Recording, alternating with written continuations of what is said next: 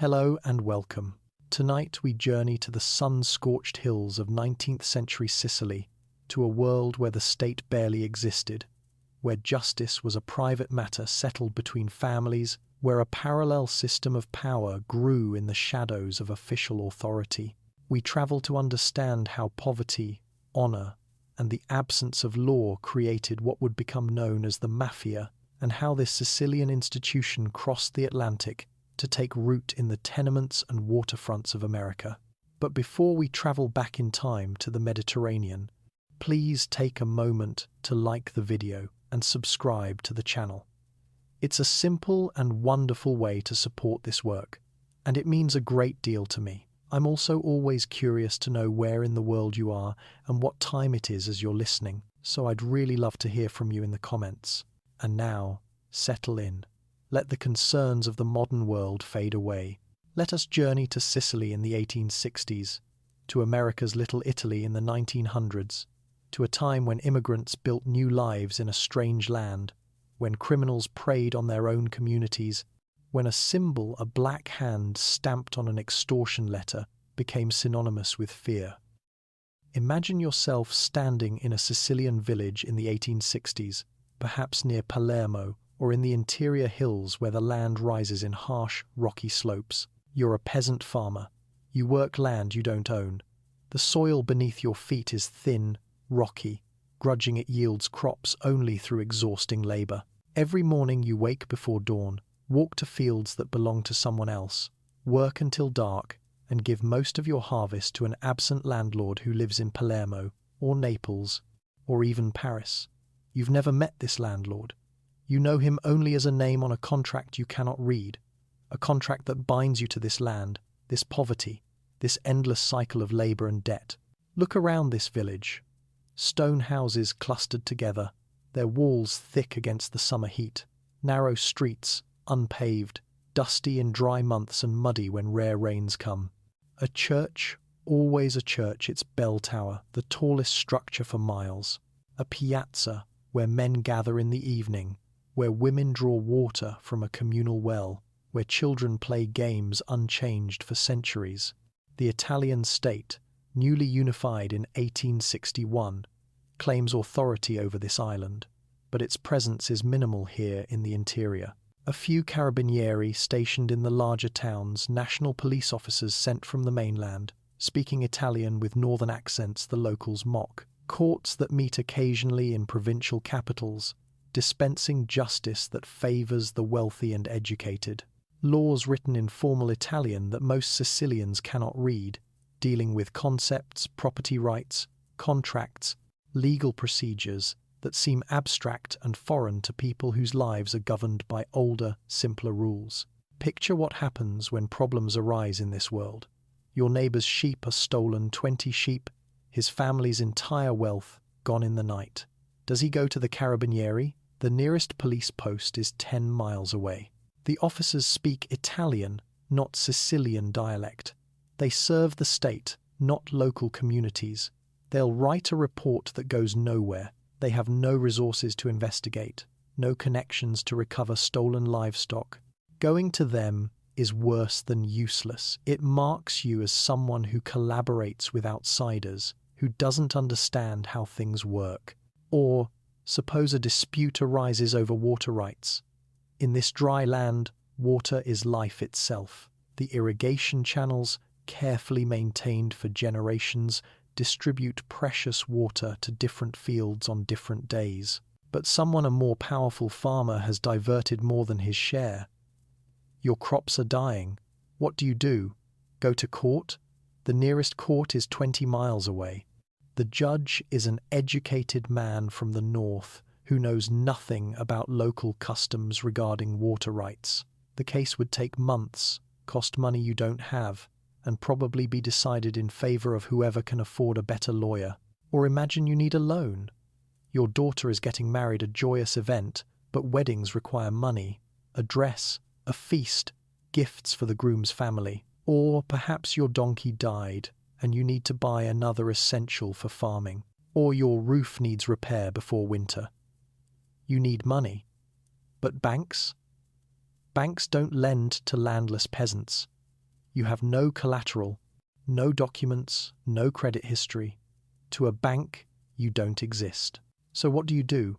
In each case, theft, dispute, financial need, you go to the same place, not to the state, not to official institutions.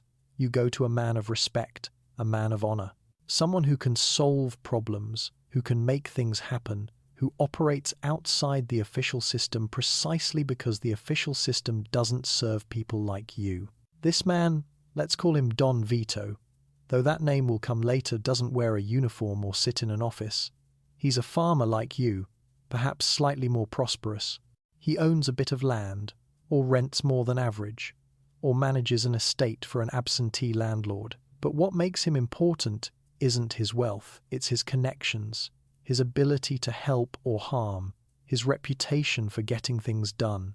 Before we understand the system of parallel authority that would become the mafia, we must understand Sicily itself, because this island, its geography, its history, its social structure, created the conditions that made such a system not just possible, but almost inevitable. Picture Sicily on a map of the Mediterranean.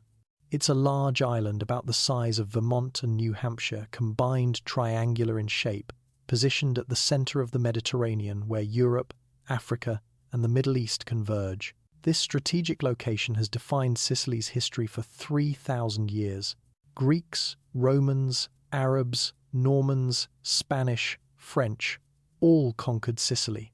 All left their marks on its culture, architecture, language, and social systems. By the 19th century, Sicily has been ruled by outsiders for so long that most Sicilians cannot remember a time when their island governed itself. The current rulers are the Spanish Bourbons, kings who reign from Naples but rarely visit Sicily, who extract taxes but provide little in return, who appoint officials from the mainland who speak Italian rather than the Sicilian dialect most islanders speak. This history of foreign domination has profound effects on Sicilian psychology. There's a deep distrust of government because government has always meant foreign rulers extracting wealth without serving local needs. There's a reliance on family and local connections because these are the only institutions that have remained constant through centuries of changing masters.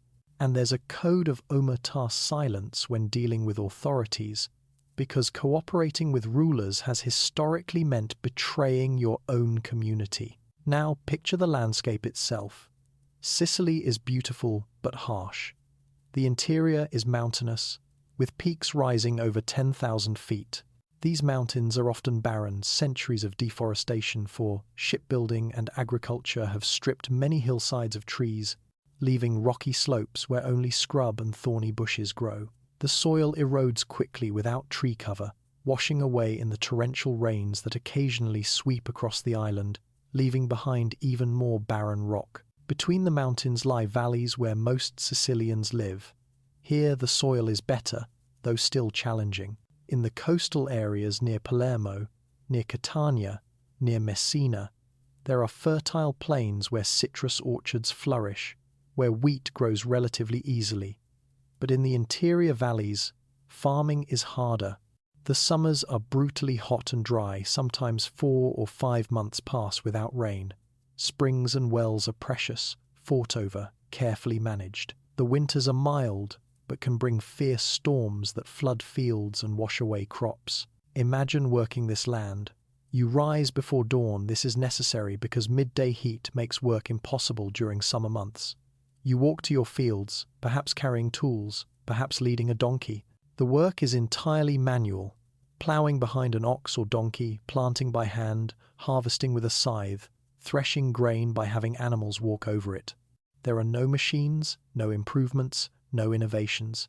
You farm exactly as your grandfather farmed, using techniques unchanged for centuries. The main crops are wheat, grapes, and olives. Wheat for bread, the staple of the Sicilian diet, eaten at every meal, the difference between survival and starvation. Grapes for wine, both for local consumption and for export to mainland Italy and beyond. Olives for oil, essential for cooking, for lighting lamps, for trade. Some farmers also grow vegetables, raise sheep or goats, tend small orchards of citrus or almonds. but most are too poor to diversify much. They grow what their land will support, what their landlord demands, what tradition dictates. The social structure is rigid and ancient. At the top are the aristocratic landowners, barons, counts, princes who own vast estates but rarely visit them, preferring to live in Palermo or even on the mainland. Below them are the Gabellotti, middlemen who lease the estates from absentee owners and sublet to actual farmers. Then come small landowners who work their own modest properties. Below them, the mass of peasants, sharecroppers, tenant farmers, day labourers who own nothing but their labour and live perpetually on the edge of destitution. This system breeds resentment and resignation in equal measure. The peasants know they're being exploited, they do all the work while others take most of the harvest. But what can they do? Rebellion is impossible. The government, despite its weakness in daily matters, will send troops to crush any serious uprising. Emigration is barely imaginable. Most peasants have never travelled more than 20 miles from their birthplace, cannot conceive of crossing an ocean to a land they've only heard about in vague rumours. So they endure, they work, they raise families in poverty, they maintain their dignity through elaborate codes of honour, through pride in family name even when the family owns nothing, through religious devotion that promises better fortune in the next life if not in this one. And in this world of poverty, exploitation, and absent authority, a parallel system grows. Not replacing the official government, it's too weak to threaten, but supplementing it, filling the gaps, providing services the state doesn't provide. This system has no formal name yet. It's just how things work. The network of men of respect who solve problems, who mediate disputes, who provide protection and assistance to those who show proper respect in return. This is the world that will give birth to what Americans will later call the Mafia. But we're getting ahead of ourselves. First, we need to understand how the system actually functioned, how it sustained itself, how it served certain needs even as it exploited those it claimed to help. To understand what became known as the Mafia, we must first understand Sicily not as it appears to tourists today, with its ancient Greek temples and Baroque churches and azure Mediterranean waters, but as it was in the 1800s, a place of grinding poverty, foreign domination, feudal economic structures, and the near-total absence of effective state authority. Sicily is the largest island in the Mediterranean, strategically positioned at the crossroads of Europe, Africa, and the Middle East. This strategic importance meant that for most of its history, Sicily was ruled by foreign powers. Greeks colonized it in ancient times. Romans conquered it. After Rome fell, Sicily passed through the hands of Vandals, Ostrogoths, Byzantines, Arabs, Normans, Germans, French, Spanish, and finally, in the 1800s, the Kingdom of the Two Sicilies ruled from Naples. Each wave of conquerors left its mark on Sicilian culture, but they all had one thing in common. They extracted wealth from Sicily while giving little back. Sicily was valuable for its agricultural production: wheat, wine, citrus fruits, almonds. Successive rulers saw the island as a source of tax revenue and agricultural exports, not as a society to be governed justly or developed economically. By the early 1800s, Sicily's economy was feudal in structure and medieval in its backwardness. The land was divided into vast estates called latifundi, owned by absentee aristocrats who lived in Palermo, Naples, or even abroad. These landowners almost never visited their properties. Instead, they appointed managers called Gabellotti to run the estates, collect rents from peasants, and deliver profits to the landowners. The Gabellotti were the crucial intermediaries in this system. They were not aristocrats themselves, they came from the same peasant class as the workers they managed, but they had risen through intelligence, ruthlessness, and the ability to maintain order on the estates. They rented the estates from the landowners for fixed annual payments, then sub-rented portions of land to peasants, keeping the difference as profit. This system incentivized the Gabellotti to extract as much as possible from the peasants, while delivering reliable income to the landowners. The peasants, the vast majority of Sicily's population, lived in conditions of desperate poverty. They did not own land. They rented small plots for short terms, usually 1 year at a time, with no security of tenure. They gave a large percentage of their harvest to the Gabellotto, often more than half. What remained was barely enough to survive. In bad years, they starved. In good years, they merely didn't starve. These peasants lived in towns rather than scattered across the countryside as in northern European agriculture. Sicilian towns were dense, stone-built settlements perched on hilltops, where families crowded into small houses with minimal furniture, minimal sanitation, minimal everything. Each morning, the peasants would leave town and walk, sometimes for hours, to reach their rented plots of land. They would work all day, then walk back at evening. This pattern meant that the countryside was largely empty, except during working hours, which had important implications for security and control. The Sicilian landscape itself was harsh. Much of the interior was arid, rocky, unsuitable for intensive agriculture. Water was scarce and precious. Rights to springs and streams were fiercely contested. The soil, depleted by centuries of exploitation, required heavy labor to produce even modest yields. Summer brought intense heat. Winter brought cold winds and occasional rain, but rarely enough to replenish the dry soil. In this environment, survival required more than just hard work. It required connections, alliances, protection, and the official state provided none of these. The Kingdom of the Two Sicilies, ruling from Naples, maintained minimal presence in rural Sicily. There were few police, few courts, few officials of any kind. The state's interest in Sicily was extracting taxes, not providing services.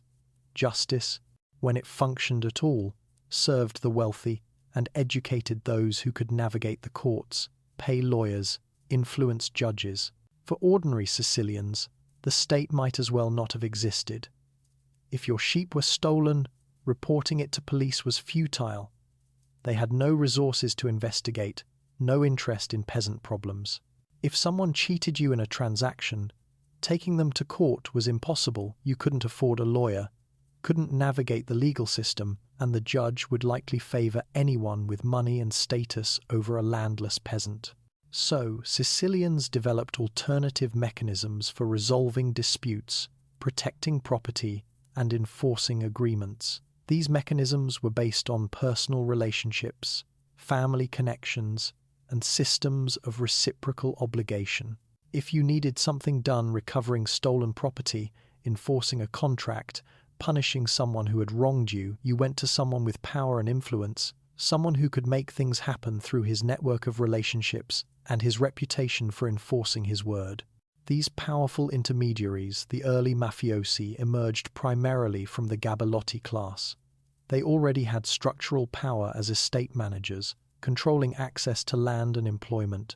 They expanded this power by making themselves useful to both landowners and peasants. To landowners, they provided security and guaranteed income.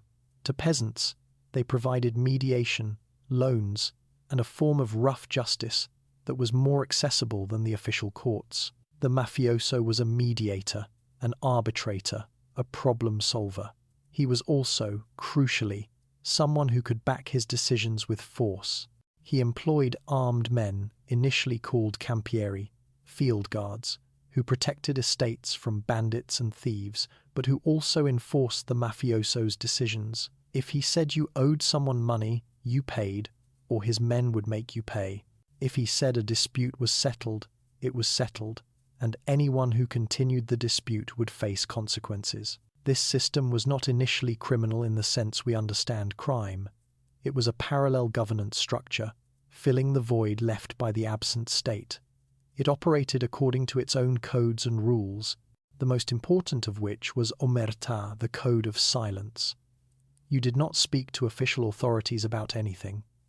You did not testify in court against anyone. You resolved all matters privately, within the system. Breaking Omertà was the gravest offense, punishable by social ostracism or, in extreme cases, death. Omertà developed for rational reasons. The official authorities could not be trusted. They were corrupt, ineffective, and served only the wealthy. Speaking to authorities made you a spy, an informer, someone who brought the hostile outside world into the community's private affairs. Moreover, speaking to authorities was dangerous because it provoked retaliation from those you spoke against, and the authorities could not protect you from that retaliation. Honor was another crucial concept in this system. A mafioso had to maintain his honor, his reputation for keeping his word, for protecting those under his patronage, for responding to slights and insults. Honor was the foundation of his power. If he was seen as weak, if he failed to respond to challenges, if his word was not reliable, he lost power. So mafiosi were extremely sensitive to any suggestion of disrespect, and they responded to challenges with swift and often disproportionate violence, not from cruelty but from the rational need to maintain their reputations. Family ties were paramount. Extended families, including cousins, in-laws, and godparents, connected through the important relationship of comparaggio, co-godparenthood, formed the basic units of loyalty and obligation. You trusted family. You helped family. You avenged insults to family. The mafia family was not necessarily a blood family, though it often included relatives, but it was organized along familial lines, with clear hierarchies of authority and reciprocal obligations similar to those in real families. This system existed throughout rural Sicily by the mid-1800s, though it was not yet called mafia in any consistent way. Different regions had different terms. In some areas, these men were called uomini d'onore, men of honor. In others, uomini di rispetto, men of respect. The word mafia itself has uncertain origins. It may derive from Arabic, from Sicilian dialect, or from other sources. It began appearing in written records in the 1860s, usually to describe a general attitude of defiance toward authority, rather than a specific organization. It's crucial to understand that what we're describing was not initially an organization in the sense of a corporation or even a conspiracy. It was a social system, a set of relationships and behaviors that grew organically from specific economic and political conditions. There was no mafia with a leader, membership lists, or centralized control. There were many mafiosi and mafia families operating independently but according to similar codes and practices, sometimes cooperating, sometimes competing, but not united under any single authority. This system worked, after a fashion, in the context of 19th century rural Sicily. It provided a form of order in a lawless environment, a rough justice in the absence of fair courts, a source of loans and assistance for people who had no access to banks or government aid. But it also exacted terrible costs. The mafiosi exploited the same peasants they claimed to protect. Their mediation came at a price, literally. They charged for their services, often exorbitantly. Their justice was arbitrary, favoring those with connections and punishing those without them. And as the system developed, it became increasingly criminal even by its own standards. Mafiosi moved beyond mediation and protection into extortion and violence for profit. They forced landowners to employ them as estate managers under threat of arson or theft. They monopolized trade in certain commodities, livestock, sulfur, citrus fruits, extracting fees from every transaction. They settled disputes in ways that benefited themselves rather than achieving fair outcomes. What had begun as an alternative justice system became an organized exploitation system. The violence that was always latent in the system became more frequent and more brutal. Murders increased. Bodies were found in ditches, on roadsides, sometimes displayed publicly to send messages. The Code of Omertà meant these murders were rarely investigated and never solved by official authorities. The mafiosi policed themselves, or didn't police themselves, and the cycle of violence and retribution continued. By the 1860s, when Italy unified under the House of Savoy and Sicily became part of the new Italian kingdom, the mafia system was deeply entrenched in Sicilian society. The new Italian state attempted to extend its authority over Sicily, sending police and military forces to establish order, but these efforts were largely unsuccessful. The mafiosi had deep roots in the society, enjoyed the protection and complicity of landowners who found them useful, and could easily evade or corrupt the limited state forces sent to control them. Moreover, the unification of Italy actually strengthened the mafia in some ways. The new Italian state tried to abolish the feudal land system, to break up the great estates, to create a class of small landowners. But these reforms were poorly implemented and easily subverted. Mafiosi used their positions as Gabellotti to purchase portions of the estates they managed, becoming landowners themselves. They used violence and intimidation to force peasants to sell newly acquired land back to them at low prices. They inserted themselves as essential intermediaries in the new economic relationships created by reform. The Italian state, based in distant Rome and focused on northern Italy's industrialization, largely gave up on reforming Sicily. It settled for a tacit arrangement. The mafia would maintain a rough order in rural Sicily, preventing banditry and major rebellions, and in exchange, the state would not look too closely at how that order was maintained. This accommodation allowed the mafia to consolidate its power throughout the late 1800s. This was the Sicily that millions would flee in the decades to come. This was the world that shaped their understanding of authority, justice, and power. This was the system they carried with them consciously or unconsciously when they boarded ships for America, seeking to escape the poverty and violence that the mafia system both created and exploited. But before we follow those emigrants across the Atlantic, we must understand in more detail the economic structures that sustained the mafia in Sicily, the specific industries and activities that gave mafiosi power and wealth, and the social costs of this system for ordinary Sicilians. Only then can we understand how and why similar structures emerged in America, when Sicilians arrived in a new land with different conditions but eerily similar problems. To truly understand why the system of parallel authority emerged, we must live for a moment in the daily reality of 19th century Sicilian peasant life. Not the romantic image of pastoral Mediterranean existence, but the grinding poverty, the endless labour, the desperate struggles that defined most Sicilians' existence. Imagine waking before dawn in your stone house in a Sicilian village. It's summer, so the night has been hot and uncomfortable. You've slept fitly, plagued by mosquitoes, on a mattress stuffed with straw. Your wife is already up, beginning the day's bread making. This is essential work that happens every single day, without exception. She's mixing flour with water and yeast, kneading dough that will bake in the communal village oven later. The smell of rising dough fills your small house. You eat a breakfast of yesterday's bread soaked in olive oil, perhaps with an onion if you have one. Coffee exists but is expensive, reserved for special occasions or for those wealthier than you. You drink water drawn yesterday from the village well. Water you hope is clean, though sometimes sickness comes from water and no one knows why. You gather your tools, a hoe, a scythe, a wooden rake.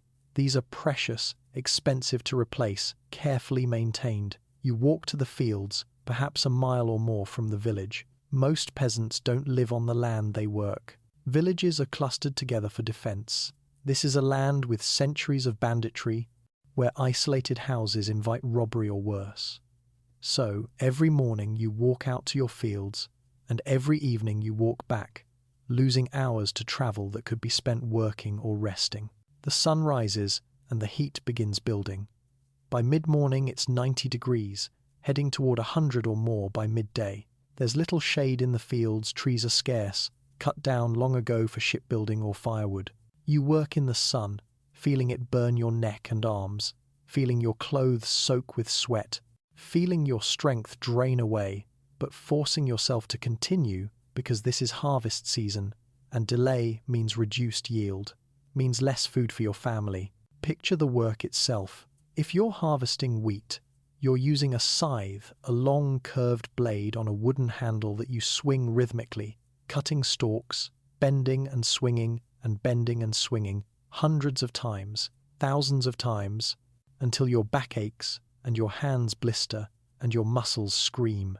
If you're ploughing, you're walking behind an ox or donkey, guiding a wooden plough through rocky soil, jarring your arms every time the plough hits a stone, breathing dust that the animal kicks up, shouting at the beast when it slows or strays. There are no machines to help you. No tractors, no harvesters, no irrigation pumps. Everything is manual labor or animal labor. The techniques you use are identical to those your ancestors used 500 years ago, 1,000 years ago, 2,000 years ago. Nothing has changed. Nothing improves. You farm exactly as Romans farmed this same land, when Sicily was Rome's granary and breadbasket. By midday the heat is unbearable. You retreat to whatever shade you can find, perhaps a stone wall, perhaps a small olive tree.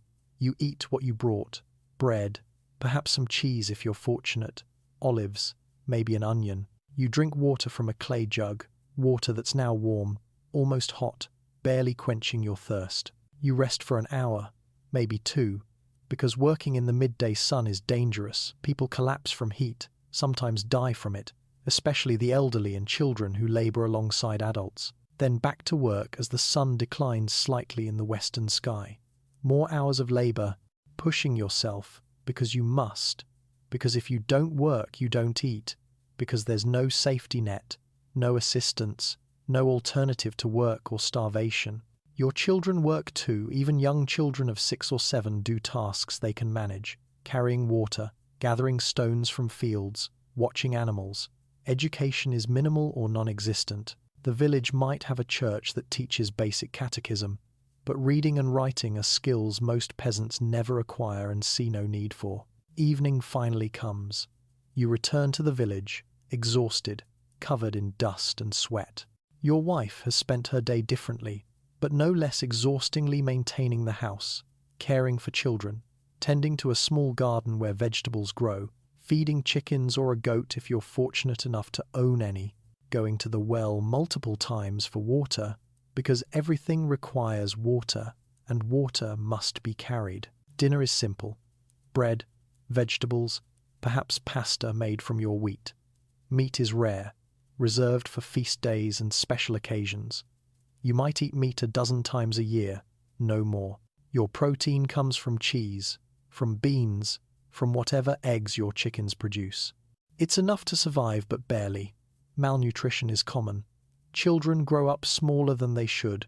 Women age prematurely from childbearing and labor. Men develop chronic ailments, bad backs, joint pain, respiratory problems from breathing dust for decades. After dinner, there's little energy for anything. Maybe men gather in the piazza to talk, to share news, to complain about rents and harvests and the endless grind of peasant existence. Women finish evening chores, preparing tomorrow's bread, mending clothes, putting children to bed.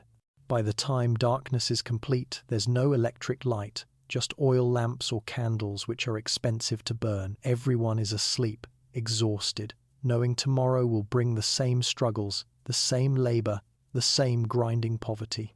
This is the reality for the vast majority of Sicilians in the 19th century. Not adventure, not romance, not the pastoral paradise that outsiders sometimes imagine. Just endless, exhausting labor producing barely enough to survive, with no prospect of improvement, no hope that life for your children will be any better than life for you. Now imagine, into this existence comes a problem. Your landlord demands higher rent. A neighbor cheats you on water rights. Bandits steal your tools. Someone insults your family's honor, and community expects you to respond. Where do you turn? The state offers nothing, no police willing to help, no courts accessible to peasants, no officials who care about your problems. The church offers spiritual comfort, but no practical solutions. But there's someone who can help. Someone who operates outside official channels. Someone who solves problems through personal authority, through connections, through fear and respect in equal measure.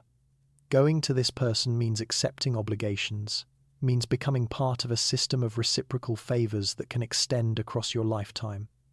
But what choice do you have? The official system doesn't serve you. The parallel system does, after its fashion. This is how the system begins. Not through evil or conspiracy, but through desperation meeting opportunity, through need meeting someone willing to fill that need for a price.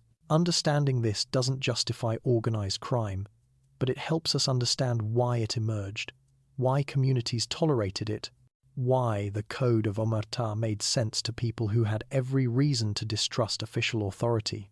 The mafia system in Sicily was not simply cultural or psychological.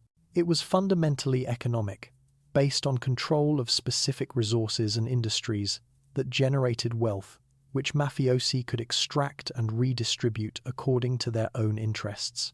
Understanding these economic foundations is crucial to understanding both why the system persisted in Sicily and how it adapted to America's different economic landscape. In Sicily's arid climate, water was life. The island received most of its rainfall in winter, with long, dry summers that could parch the land and destroy crops.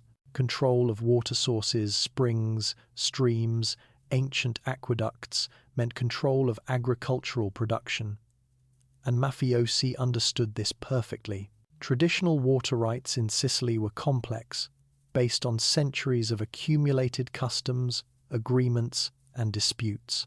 A spring might supply water to multiple estates and towns, with each having traditional claims to certain hours of flow or certain percentages of volume. Enforcing these rights, mediating disputes, and controlling new access required local knowledge and the ability to back decisions with force. Mafiosi positioned themselves as the arbiters of water rights. They decided which peasants could irrigate from which sources and when. They charged fees for access. They punished unauthorized water use. This control was enormously lucrative because water access determined agricultural success. A peasant with reliable irrigation could grow valuable crops like citrus fruits or vegetables, while one without water was limited to wheat on depleted soil. The system worked through multiple mechanisms. A mafioso might formally lease water rights from a landowner, then sublease to peasants at marked-up rates. He might control the physical infrastructure, the channels, dams, and gates that directed water flow, employing guards to prevent theft. He might simply assert control through reputation and violence, making it understood that using water without his permission would bring severe consequences. Disputes over water were frequent in such an arid environment, and mafiosi exploited these disputes. When two peasants or two estates contested water rights, both would come to a mafioso for mediation. He would charge both parties for his services, then render a decision that might or might not be fair, but which both parties would accept because the alternative, continued conflict or turning to ineffective official courts, was worse. By the late 1800s, Sicily had become a major producer of citrus fruits, lemons, oranges, especially the prized lemons used in citric acid production for international markets. The citrus groves, called giardini, gardens, were concentrated in areas around Palermo and in the fertile coastal plains. These groves were enormously valuable, far more profitable than wheat cultivation, and they required constant protection from theft. Lemons were luxury crops, selling in international markets at prices that made them worth stealing. A few sacks of lemons could represent weeks of a peasant's wages. The groves themselves were valuable properties, and violence over their ownership and control was common. Mafiosi positioned themselves as essential protectors of the citrus industry. They provided armed guards for the groves. They controlled the packaging and transportation of citrus to ports. They mediated disputes over ownership and access. They inserted themselves into every stage of the citrus trade, extracting fees and percentages. The Gabellotti who managed citrus estates were often mafiosi, or they employed mafiosi as their security chiefs. The distinction between legitimate estate management and mafia protection became blurred or non-existent. Landowners paid for protection services they couldn't refuse, and the price was whatever the mafioso said it was. The citrus industry also required connections to international merchants who bought the fruit for export. Mafiosi cultivated relationships with these merchants, becoming indispensable intermediaries. A merchant who tried to buy directly from growers without going through the established mafia intermediaries would find his shipments sabotaged, his agents threatened, his business impossible to conduct. This control extended to labor.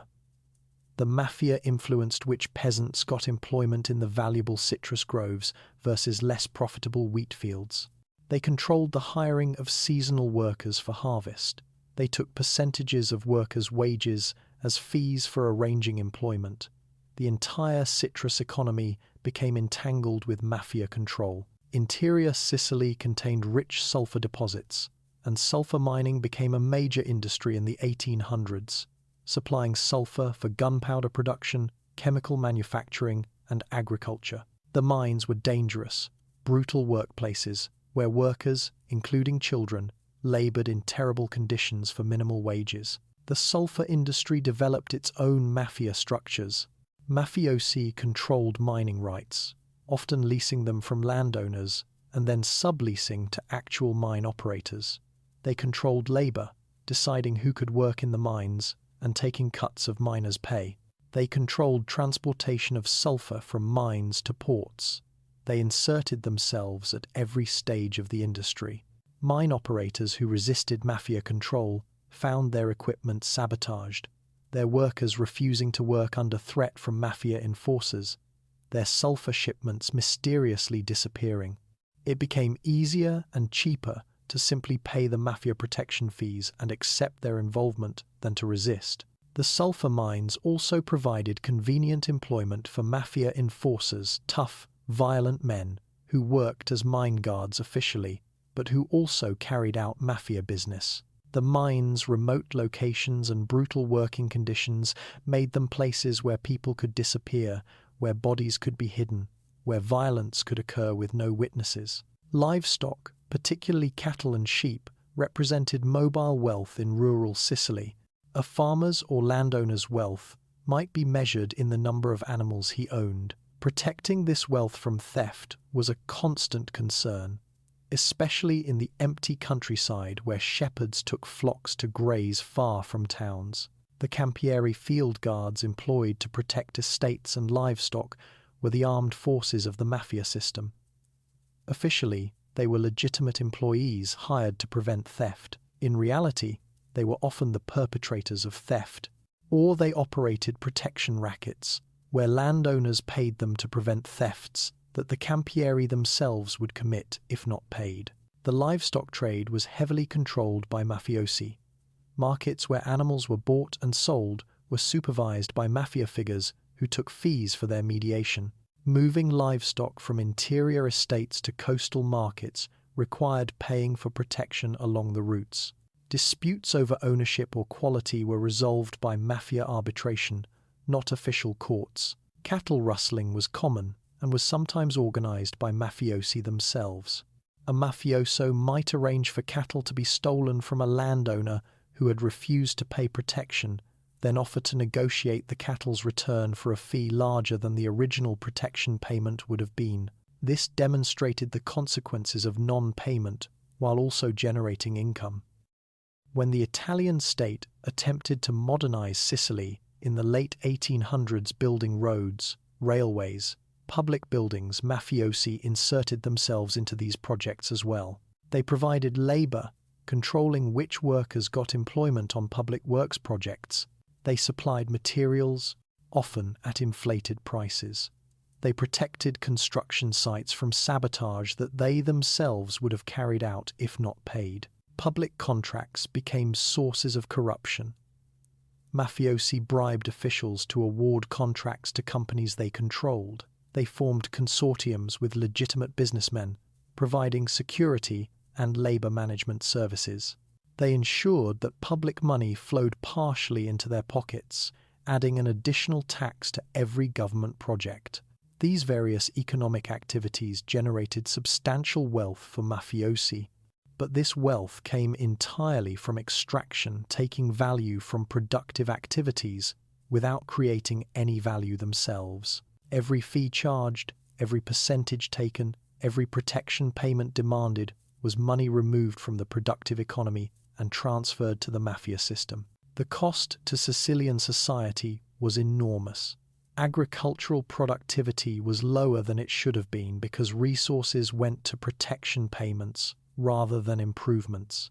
Businesses failed or never started because the mafia tax made them unprofitable. Investment from outside Sicily was discouraged because investors knew they would have to deal with mafia control and extortion. Most importantly, ordinary Sicilians, peasants, workers, small business owners lived in constant fear and poverty. They could not accumulate wealth because surplus was extracted by the mafia. They could not seek justice because the mafia controlled justice. They could not turn to the state because the state was absent or complicit. They were trapped in a system that claimed to protect them but actually exploited them ruthlessly. And, increasingly, Sicilians saw only one escape from this system: emigration. In the 1880s and 1890s, as economic conditions worsened in Sicily, as population growth exceeded the land's capacity to support it, as mafia violence and extraction increased, millions of Sicilians made the wrenching decision to leave their homeland forever, to cross the ocean to America in search of lives free from the poverty and oppression that the mafia system represented. What they could not know was that the mafia system would follow them, that the same economic patterns, control of resources, extraction through intimidation, parallel justice outside official law would emerge in American cities, adapted to new circumstances, but recognizably similar to what they had fled. Before we can understand how that happened, we must follow the journey itself, the massive wave of Italian immigration that transformed American cities and created the conditions where mafia methods could take root in American soil. Picture the psychology of this system. Imagine being that peasant farmer again, the one who needed a loan to buy a donkey. Don Vito lent you the money, and now you owe him. Not just the money that's the obvious part, but something more complex. You owe him respect. You owe him loyalty. You owe him your willingness to help when he calls on you. What does this mean practically? Perhaps one day Don Vito asks you to vote for a particular candidate in an election. The island now has limited voting rights, though only men with some property can vote. You vote as he suggests. Or perhaps he asks you to testify that you saw someone at a particular place at a particular time, an alibi for someone Don Vito is protecting. You testify as requested. Or perhaps he asks you to deliver a message to someone in another village, a message whose contents you don't know and shouldn't ask about. You deliver it. These are small things individually, but multiply them across dozens or hundreds of people who owe obligations, and suddenly Don Vito has extraordinary power. He can influence elections, he can provide alibis, he can communicate across distances, he can mobilize labor or create disruption, he can protect or punish, all without holding any official position, without any legal authority, simply through this web of reciprocal obligations. Between 1880 and 1920, approximately 4 million Italians emigrated to the United States. Of these, about 1 million came from Sicily. This wasn't a gradual trickle, it was a flood, a mass migration that transformed both Sicily and America, that created new communities in New York, Boston, New Orleans, Chicago, and dozens of other American cities. But before we arrive in America, we need to understand the journey itself. Because the experience of emigration, the decision to leave, the physical voyage, the arrival in a strange land shaped how Italian immigrants saw themselves and how they organized their communities in the New World. Imagine being a young Sicilian man in the 1890s. You're perhaps 20 years old, married recently, with a baby on the way. You work your father's rented land, the same fields he's worked his entire life, the same fields your grandfather worked. The harvest is never enough. The landlord takes his share. The priest expects his tithe. The man of respect, who helped arrange your marriage, expects your loyalty. What remains barely feeds your family. You hear stories about America, not from newspapers you can't read, but from men who've returned, men who left Sicily poor and came back with American dollars in their pockets.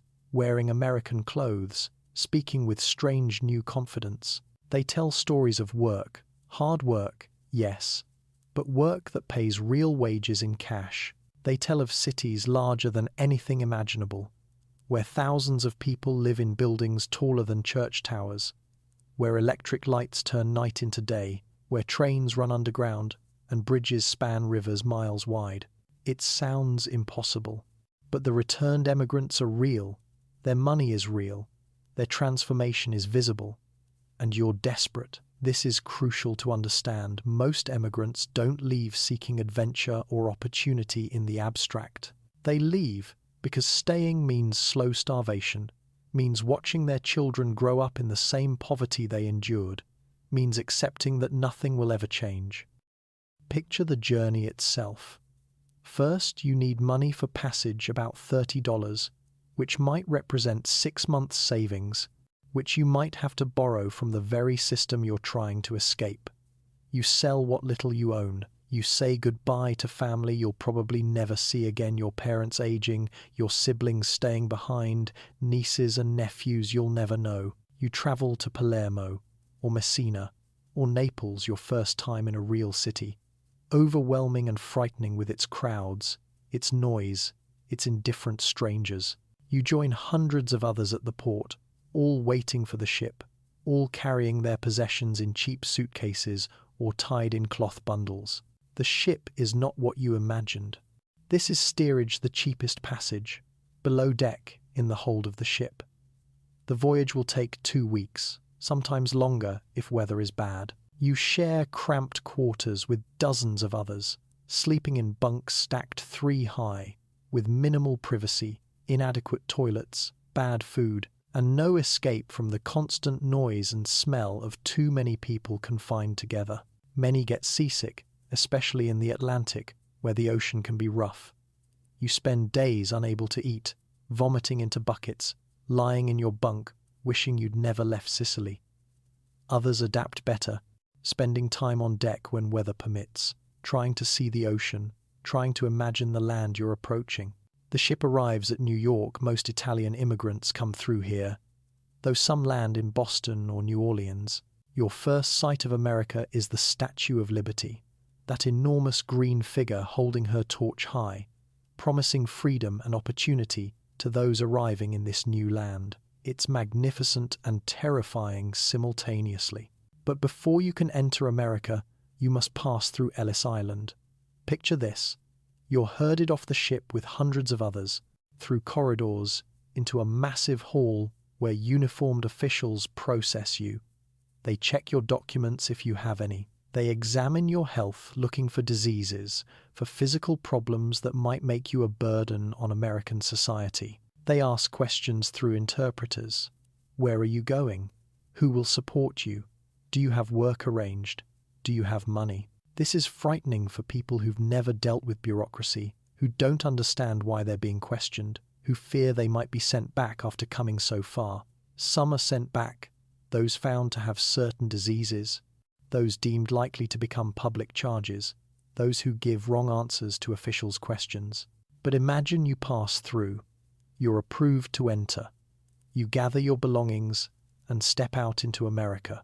Now what? You probably know someone, a relative, a paisano from your village who came earlier, someone who can help you navigate this bewildering new world. You take a ferry to Manhattan, and then you see New York City for the first time as an immigrant rather than a passenger on a ship. It's overwhelming. Buildings 5, 6, 7 stories tall, taller than anything in Sicily, except church towers. Streets crowded with people speaking dozens of languages. Horse-drawn carts, streetcars, automobiles starting to appear. Noise beyond anything you've experienced, vendors calling out.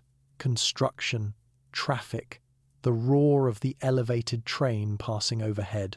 You make your way to the Lower East Side, to Little Italy, a neighborhood where Italian immigrants cluster, where you hear Sicilian dialect spoken, where the food smells familiar, even if everything else is strange. The buildings here are tenements 5 or 6 stories tall, built cheaply and quickly to house the floods of immigrants arriving from Europe.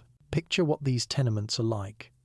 You climb dark staircases to a tiny apartment, perhaps 3 rooms for an entire family, plus boarders who rent space to help pay the rent. The rooms are small, crowded, poorly lit by windows facing onto air shafts rather than streets. In summer, the heat is stifling, no air conditioning. Of course, barely any ventilation. The temperature inside rising past 90 or 100 degrees. In winter, there's inadequate heating, ice forming on the inside of windows, everyone huddling around the stove. The toilets are often shared, one bathroom for multiple families on each floor, or sometimes even in the hallway serving multiple apartments. Running water is cold, only you heat water on the stove for washing. There's no privacy, no quiet, no escape from the constant presence of too many people in too small a space. And yet, this is still better than what you left, because here there's work. The city is growing explosively, building skyscrapers and bridges and subway tunnels. Construction work is brutal, long hours, dangerous conditions, low pay by American standards, but riches compared to Sicilian farming. You carry bricks, dig ditches, shovel coal, do whatever labor is available to whoever will hire you. You're exploited. Of course you're exploited. Contractors who speak Italian take advantage of workers who don't speak English, paying less than promised, imposing fees for tools or transportation, cheating on hours worked. But you accept it because you need the work, because you're sending money home to Sicily, because you're saving to bring over your wife and child, because anything is better than the poverty you escaped. This is the world the Black Hand will prey upon. These immigrants, poor, isolated, unable to speak English, distrustful of American authorities, clinging to Sicilian customs and Sicilian codes, are perfect victims for criminals who understand their culture, their fears, their reluctance to cooperate with police. The Black Hand wasn't an organization. This is crucial to understand. Americans believed they were fighting a vast criminal conspiracy, a secret society with hierarchies and rituals and international connections. But the Black Hand was something both simpler and more insidious. It was a method, a technique, a brand of terror that anyone could use. Picture an Italian businessman in New York around 1900. He owns a small grocery store in Little Italy, or perhaps a bakery, or a saloon. He's done well, not rich by American standards, but comfortable, with money saved, with property, with hopes of expanding his business. He represents success, the American dream realized through hard work. One morning he receives a letter. The envelope is ordinary, but inside is a sheet of paper with a message written in Italian. The message is brief and clear. You have done well in business. You must show gratitude for your good fortune. Place $500 in a box and leave it under the steps of the church on Sunday night. If you do this, you will continue to prosper. If you do not, your store will burn and your children will be harmed. Remember, we are always watching. We know everything you do. At the bottom of the letter, stamped or drawn, is a crude image, a black hand. Imagine receiving such a letter. Your first instinct might be to dismiss it. Surely this is a prank, a crude attempt at intimidation by someone with no real power to harm you. But then you remember stories. The baker on Mulberry Street who ignored such a letter, his shop was bombed 2 weeks later. The grocery owner who went to the police, his daughter was kidnapped and he had to pay twice the original demand to get her back. The saloon keeper who refused to pay his business mysteriously burned down one night, and his family barely escaped. These stories circulate through Little Italy, growing more horrific with each retelling.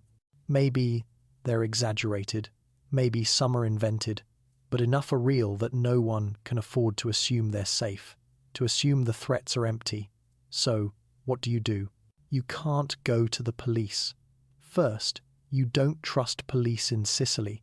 Police represented foreign authority and couldn't be trusted. That distrust travelled to America. Second, many Italian immigrants don't speak English well enough to explain complex situations. Third, the police themselves have mixed attitudes toward Italian immigrants. Some officers are sympathetic, but many view Italians as inherently criminal, as complicit in whatever happens to them. And fourth most important, there's the code of Omertà. Silence. Don't talk to authorities about community matters. Handle problems within the community.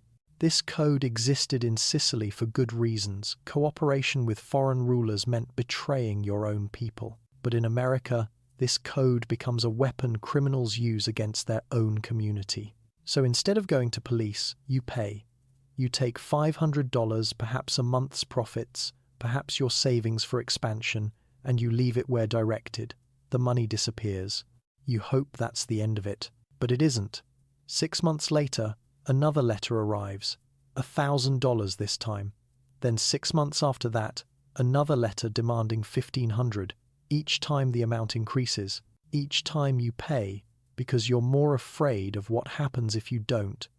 You're trapped in a cycle of extortion from which there seems no escape. Picture why this works so effectively. The Black Hand letter creates several layers of fear simultaneously. First, there's the immediate threat. Your business destroyed, your family harmed. These aren't abstract possibilities you've heard of people to whom these things happened. The fear is concrete and present. Second, there's the mystery of the enemy. You don't know who sent the letter. Could be anyone. That man you argued with last month? The businessman whose shop competes with yours? Someone from your village in Sicily who bears a grudge you don't even know about? The uncertainty is terrifying. You can't defend against an enemy you can't identify. Third, there's the isolation. You can't talk about this. The letter specifically warns against involving police or telling others. You're alone with your fear, unable to seek help, unable to know if others face the same threats or if you're uniquely targeted. Fourth, there's the escalation. Each payment doesn't end the threat, it proves you'll pay, marking you as a profitable victim. The demands increase. You realize there's no amount you can pay that will make them stop. But by the time you realize this, you've already paid thousands. You're already compromised, already trapped. And fifth, most insidiously, there's the community effect. As more businesses pay, as more people accept extortion as a normal cost of doing business, resistance becomes harder. If everyone else is paying, doesn't your refusal make you the target?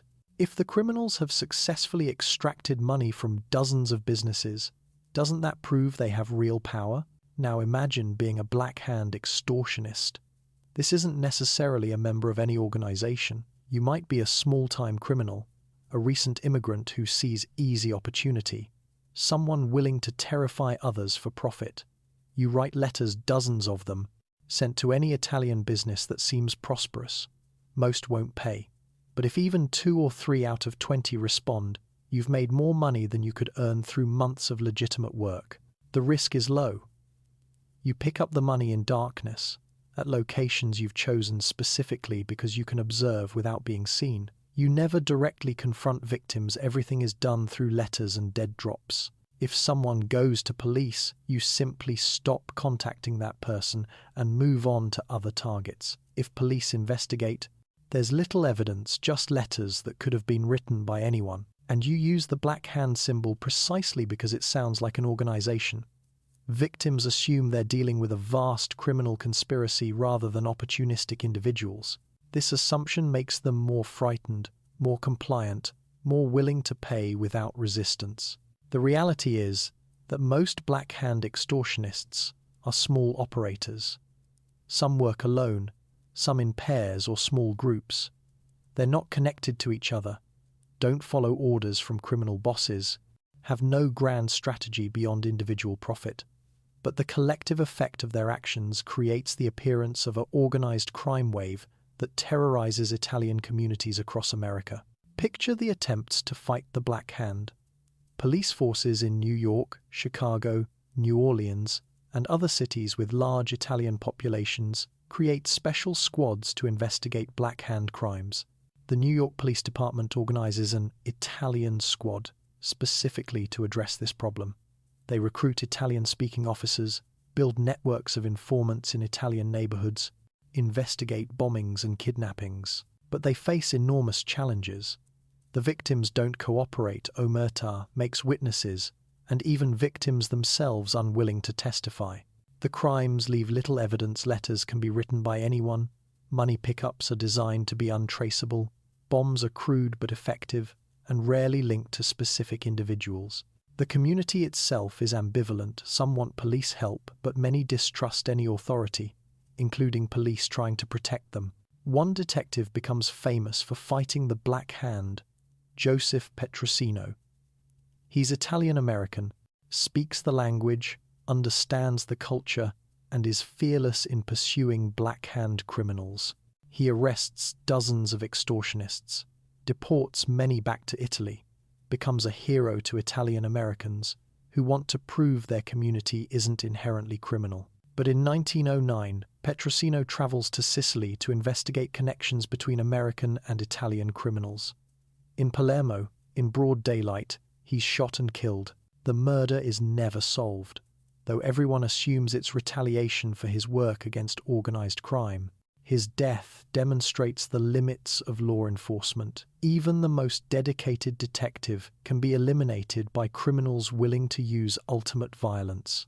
And while police slowly make progress against Black Hand extortionists, the criminal element within Italian-American communities is evolving.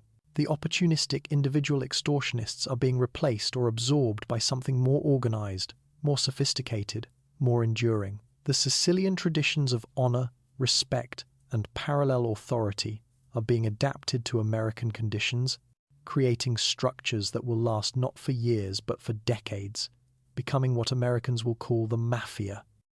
Before we leave the Black Hand era, we need to remember that behind the statistics and the newspaper headlines were real people, immigrants who came to America seeking better lives, who worked hard to build businesses, who tried to provide for their families, and who found themselves terrorized by criminals who exploited their vulnerability. Picture Nicola Cappiello, a grocer in Brooklyn, who received his first Black Hand letter in 1907. The demand was for $2,000, a fortune for a small shopkeeper, representing months of profits. Cappiello was 45 years old, married with 4 children, had spent 15 years building his business from nothing. He'd come from Calabria in southern Italy, saved enough money to open a small shop, expanded gradually through endless work and careful management. The letter terrified him. He knew the stories. Shopkeepers who refused to pay found their businesses destroyed, their families threatened. But $2,000 would ruin him financially, would force him to close his business or borrow at ruinous rates. He agonized over what to do, sleeping little, losing weight, unable to focus on work or family. Eventually, he made a decision many would make. He went to the police. This took enormous courage. Other shopkeepers had warned him police couldn't protect you. They'd write a report and leave, and then the criminals would punish you for involving authorities. But Cappiello believed in American justice, believed police would help. The police were sympathetic but limited in what they could do. They couldn't provide round-the-clock protection. They couldn't identify the extortionists from a letter that could have been written by anyone. They advised Cappiello to pay a smaller amount and report further contacts. He paid $500, all he could afford, hoping this would satisfy the extortionists. It didn't. 3 months later, another letter arrived, demanding $1,500 more. Then 6 months after that, another demand for $2,000. The extortionists recognized Cappiello as a reliable victim who would pay rather than risk violence. Over 3 years, they extracted over $6,000 from him, more than 3 years of profits. His business collapsed. He had to sell to pay debts. His health broke from the stress. In 1910, he died of a heart attack at age 48. His family always believed the Black Hand killed him as surely as if they'd shot him. Or consider the Fiaschetti family in Chicago. Antonio Fiaschetti owned a successful bakery in an Italian neighborhood.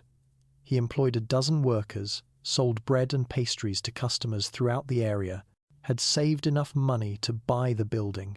His bakery occupied a sign of real success for an immigrant. He had 6 children, all receiving educations better than he'd had, all with prospects for professional careers. In 1913, Fiaschetti received a Black Hand letter demanding $5,000. He refused to pay. He was tired of hearing about Black Hand terror, tired of criminals preying on his community, tired of fear governing honest people's lives. He went to the police, gave them the letter, agreed to cooperate with their investigation. 2 weeks later, his bakery was bombed. The explosion happened at night when the bakery was closed, but it destroyed the ovens, collapsed part of the building, caused tens of thousands of dollars in damage. Insurance didn't cover bombing. No insurance company would insure against Black Hand violence. Fiaschetti faced financial ruin. He rebuilt, borrowed money, bought new equipment, reopened. He refused to be driven out. But 3 months later, someone shot at him on the street. The bullets missed, but the message was clear: pay or die. His wife begged him to pay. His children begged him. But Fiaschetti was stubborn, principled, determined not to reward criminals.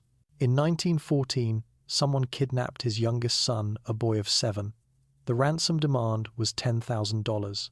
Fiaschetti paid immediately, everything he had and everything he could borrow. He got his son back unharmed physically, but traumatized. The family never recovered emotionally. They sold the bakery at a loss, moved to another city, tried to start over. The American dream had become a nightmare. These stories and hundreds like them represent the human cost of the Black Hand era. Not just money stolen, but lives destroyed, families traumatized, dreams crushed. The criminals enriched themselves at enormous cost to their own community. They terrorized fellow immigrants who were already struggling, who needed support, not exploitation, who deserved protection, not predation. And what happened to the extortionists? Some were caught eventually. Police in various cities made hundreds of arrests over the years, but conviction rates were low. Witnesses feared testifying. Evidence was minimal. Juries sometimes sympathized with Italian defendants against what seemed like heavy-handed prosecution. Those who were convicted often received relatively light sentences, a few years in prison for crimes that had destroyed multiple families. Many Black Hand extortionists were never caught. They operated for years, extracted thousands or tens of thousands of dollars, then either stopped when they'd made enough money or moved to new cities to continue their operations. Some eventually went legitimate, investing their ill-gotten gains in legal businesses, becoming respectable members of their communities. Others graduated to more sophisticated organized crime, joining or forming the criminal organizations that would become the American Mafia. The victims rarely recovered. They lost their businesses, their savings, their health, their peace of mind. Many returned to Italy, defeated by the criminal violence they'd tried to escape by emigrating to America.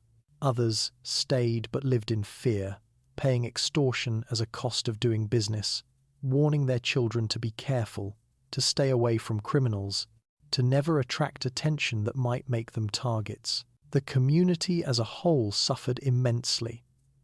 The Black Hand created an atmosphere of fear that hung over Italian neighborhoods for decades. It reinforced stereotypes about Italians being criminal, making it harder for honest Italian Americans to gain acceptance in American society. It corrupted community institutions, some churches, some mutual aid societies, some social clubs became compromised by criminal influence, and it delayed the development of trust between Italian communities and American law enforcement, making protection more difficult and criminal success more likely. This is why understanding the Black Hand matters, not just as criminal history but as immigration history. These were people seeking better lives who found themselves terrorized by criminals exploiting their vulnerability. Their stories deserve remembering alongside the stories of criminals, prosecutors, and police officers. They were the ones who paid the highest price for a criminal phenomenon they didn't create and couldn't escape. The Black Hand era, roughly 1900 to 1920, represents a transition phase in Italian-American organized crime. The opportunistic extortionists sending crude, threatening letters were being replaced by something more sophisticated. Actual organizations with leadership, territories, business interests, beyond simple extortion. Picture New York's Little Italy around 1915. The Black Hand hasn't disappeared, but the landscape is changing. Certain neighborhoods are now controlled by particular groups. These aren't just criminals working together temporarily, they're structured organizations with bosses, lieutenants, soldiers. They have rules, hierarchies, territories. They're starting to resemble the Sicilian system of parallel authority transplanted to American soil. What changed? Several factors converged to transform criminal gangs into organized crime families. First, success. The criminals who survived, who weren't arrested, deported, or killed by rivals accumulated money and power. They could invest in legitimate businesses, expand operations, hire more men, bribe officials more effectively. Success bred organization because managing larger operations required structure. Second, competition. As more criminals entered the same markets, extortion, gambling, prostitution, loan sharking territories had to be defined, disputes had to be settled, agreements had to be honored. This required recognized leaders with authority to make decisions binding on their subordinates. Third, Americanization. The immigrants' children were growing up American.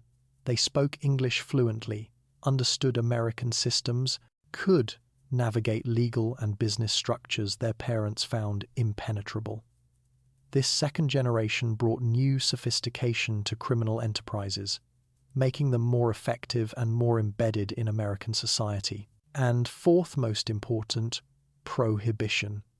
In 1920, the 18th Amendment banned alcohol production and sale throughout America. This created the opportunity that would transform Italian-American organized crime from a community problem into a national phenomenon. Imagine America in the 1920s. Alcohol is illegal, but demand hasn't disappeared, if anything. The forbidden nature of drinking makes it more appealing. Millions of Americans want alcohol and are willing to pay premium prices for it.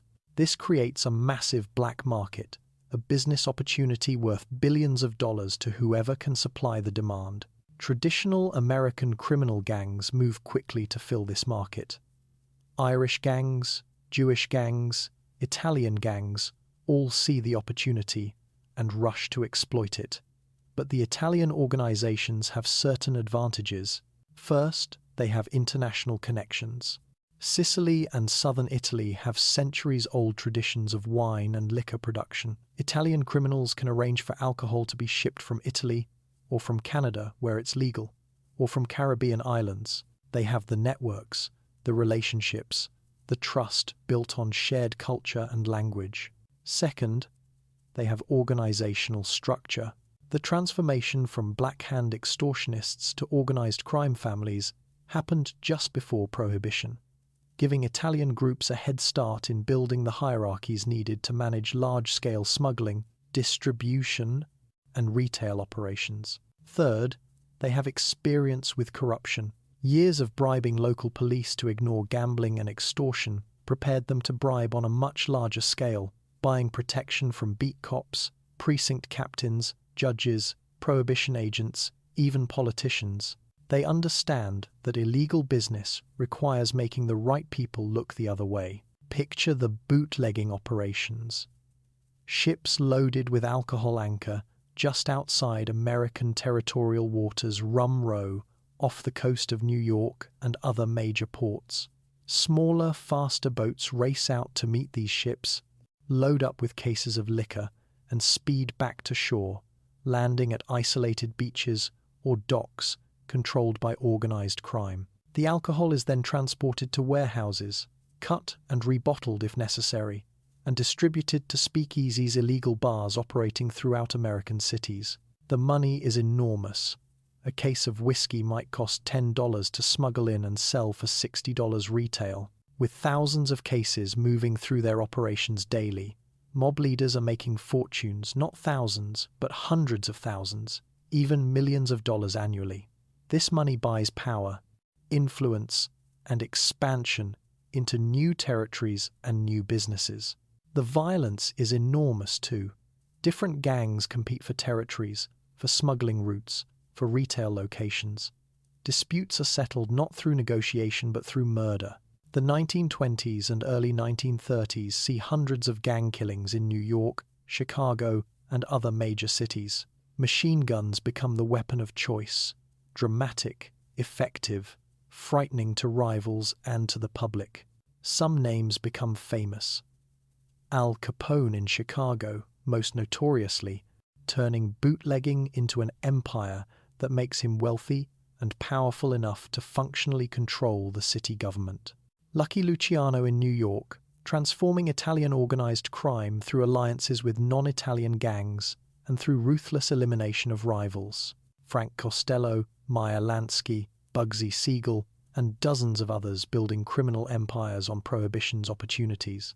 The 18th Amendment, ratified in January 1920, seemed like a victory for moral reform. Decades of temperance advocacy, arguing that alcohol destroyed families and communities, finally succeeded in making alcohol production and sale illegal throughout America. Reformers celebrated what they believed would be a healthier, more productive nation.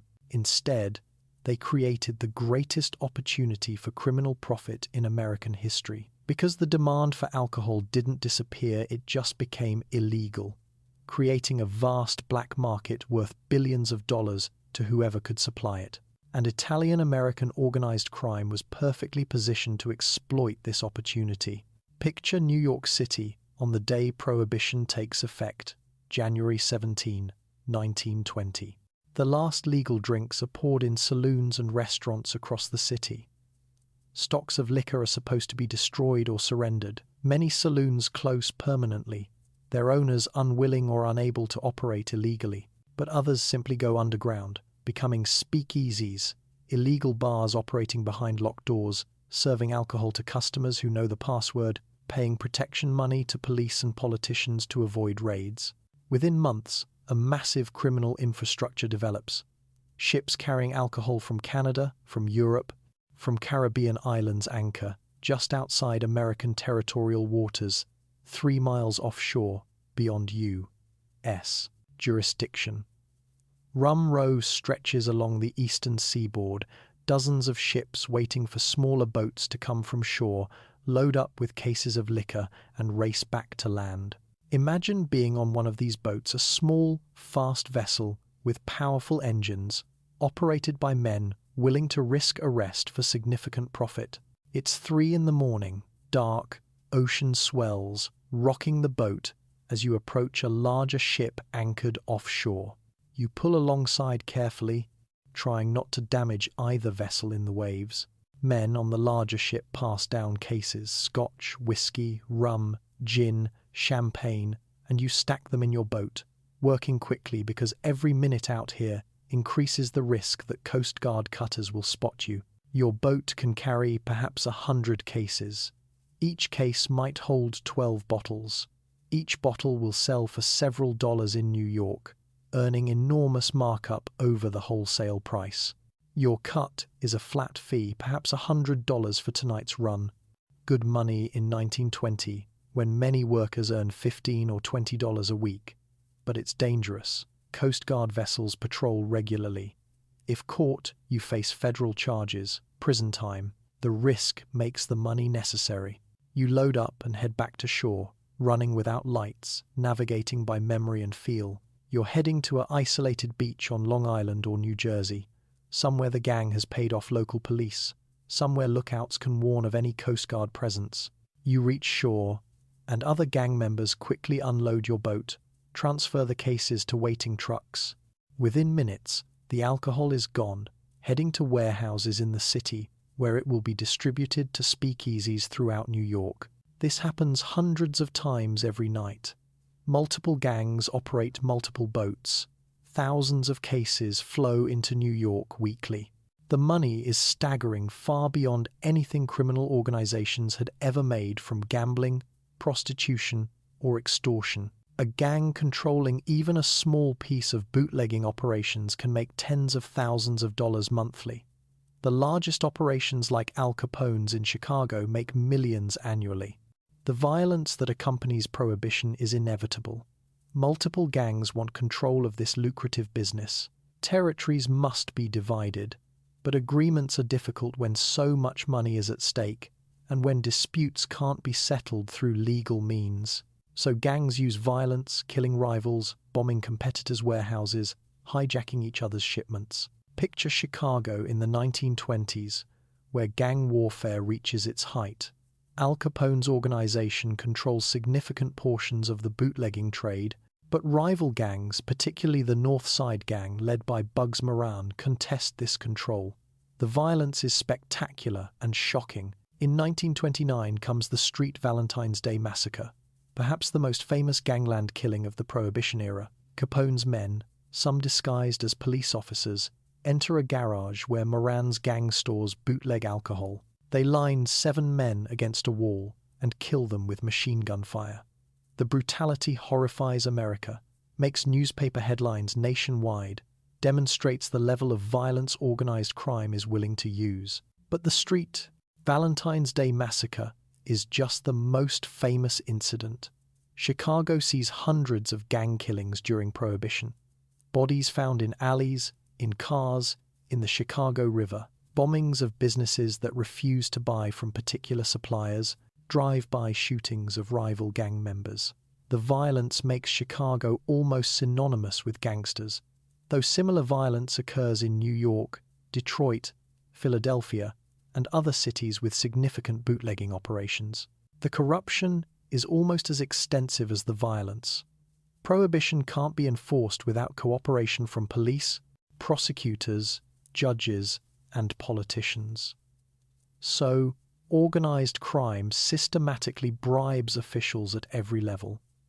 Beat cops receive weekly payments to ignore speakeasies and bootlegging operations. Precinct captains receive larger payments. Judges receive money to dismiss charges or impose light sentences. Politicians receive campaign contributions and personal payments to oppose strict enforcement. In some cities, Chicago most notoriously, organized crime essentially controls city government.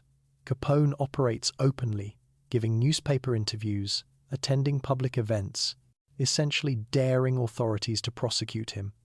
He can do this because he owns the police chief, the mayor, numerous aldermen, judges, and prosecutors. The few honest officials who try to enforce Prohibition find themselves opposed, undermined, sometimes threatened or killed. This level of corruption corrupts more than just law enforcement.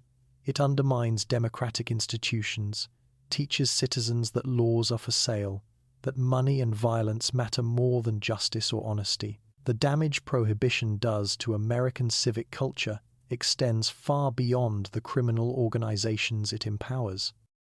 Picture the complexity of a major bootlegging operation. It's not just loading boats and running liquor. It's an entire business ecosystem requiring multiple specialized roles, significant capital investment, and sophisticated management. At the top are the bosses, men like Luciano in New York or Capone in Chicago, who organize operations, make strategic decisions, negotiate with other gangs, and with corrupt officials. They're businessmen as much as criminals, dealing with logistics, finance, personnel management, and strategic planning. Below them are lieutenants managing specific aspects of operations. One handles smuggling, organizing the boats, the offshore ships, the landing sites. Another manages warehouses and distribution. Another oversees speakeasies and retail sales.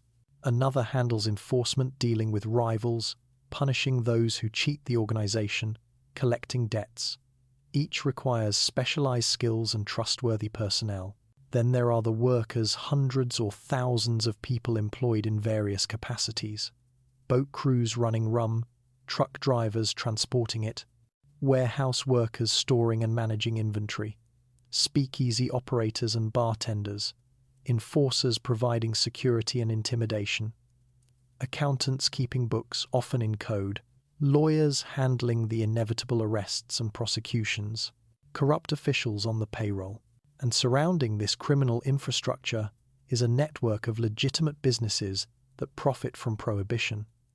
Shipyards that build fast boats for smugglers, mechanics who maintain truck fleets, landlords who rent warehouse space without asking questions about usage, restaurants and nightclubs that front for speakeasies, all profit from illegal alcohol while maintaining plausible deniability. The money flowing through these operations is extraordinary.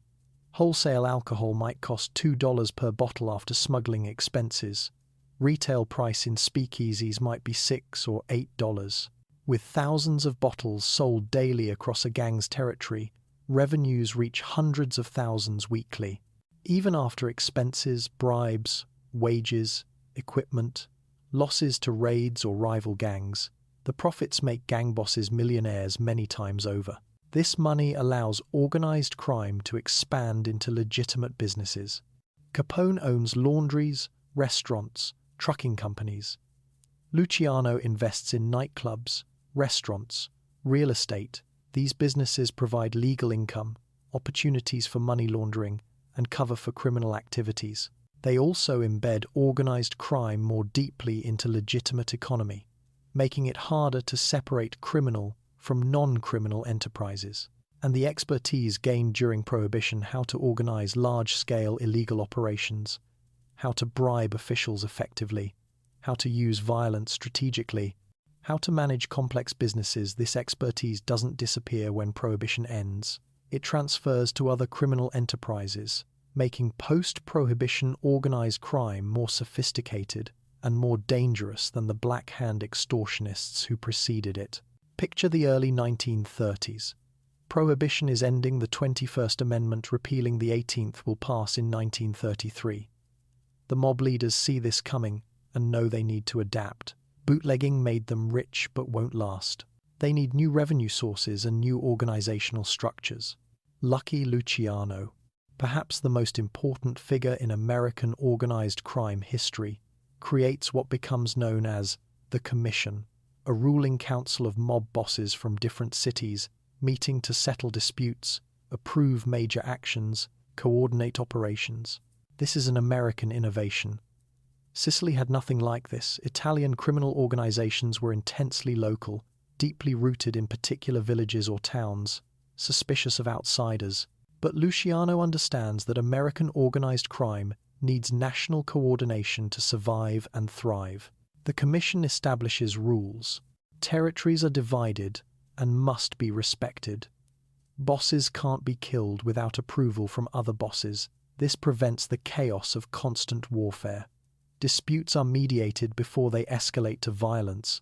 The Italian organizations also form alliances with Irish, Jewish, and other ethnic gangs, recognizing that cooperation is more profitable than constant conflict. This is the Americanization of the Mafia. The Sicilian traditions honor, respect, loyalty, Omertà remain. The family structures bosses, underbosses, lieutenants, soldiers echo Sicilian patterns.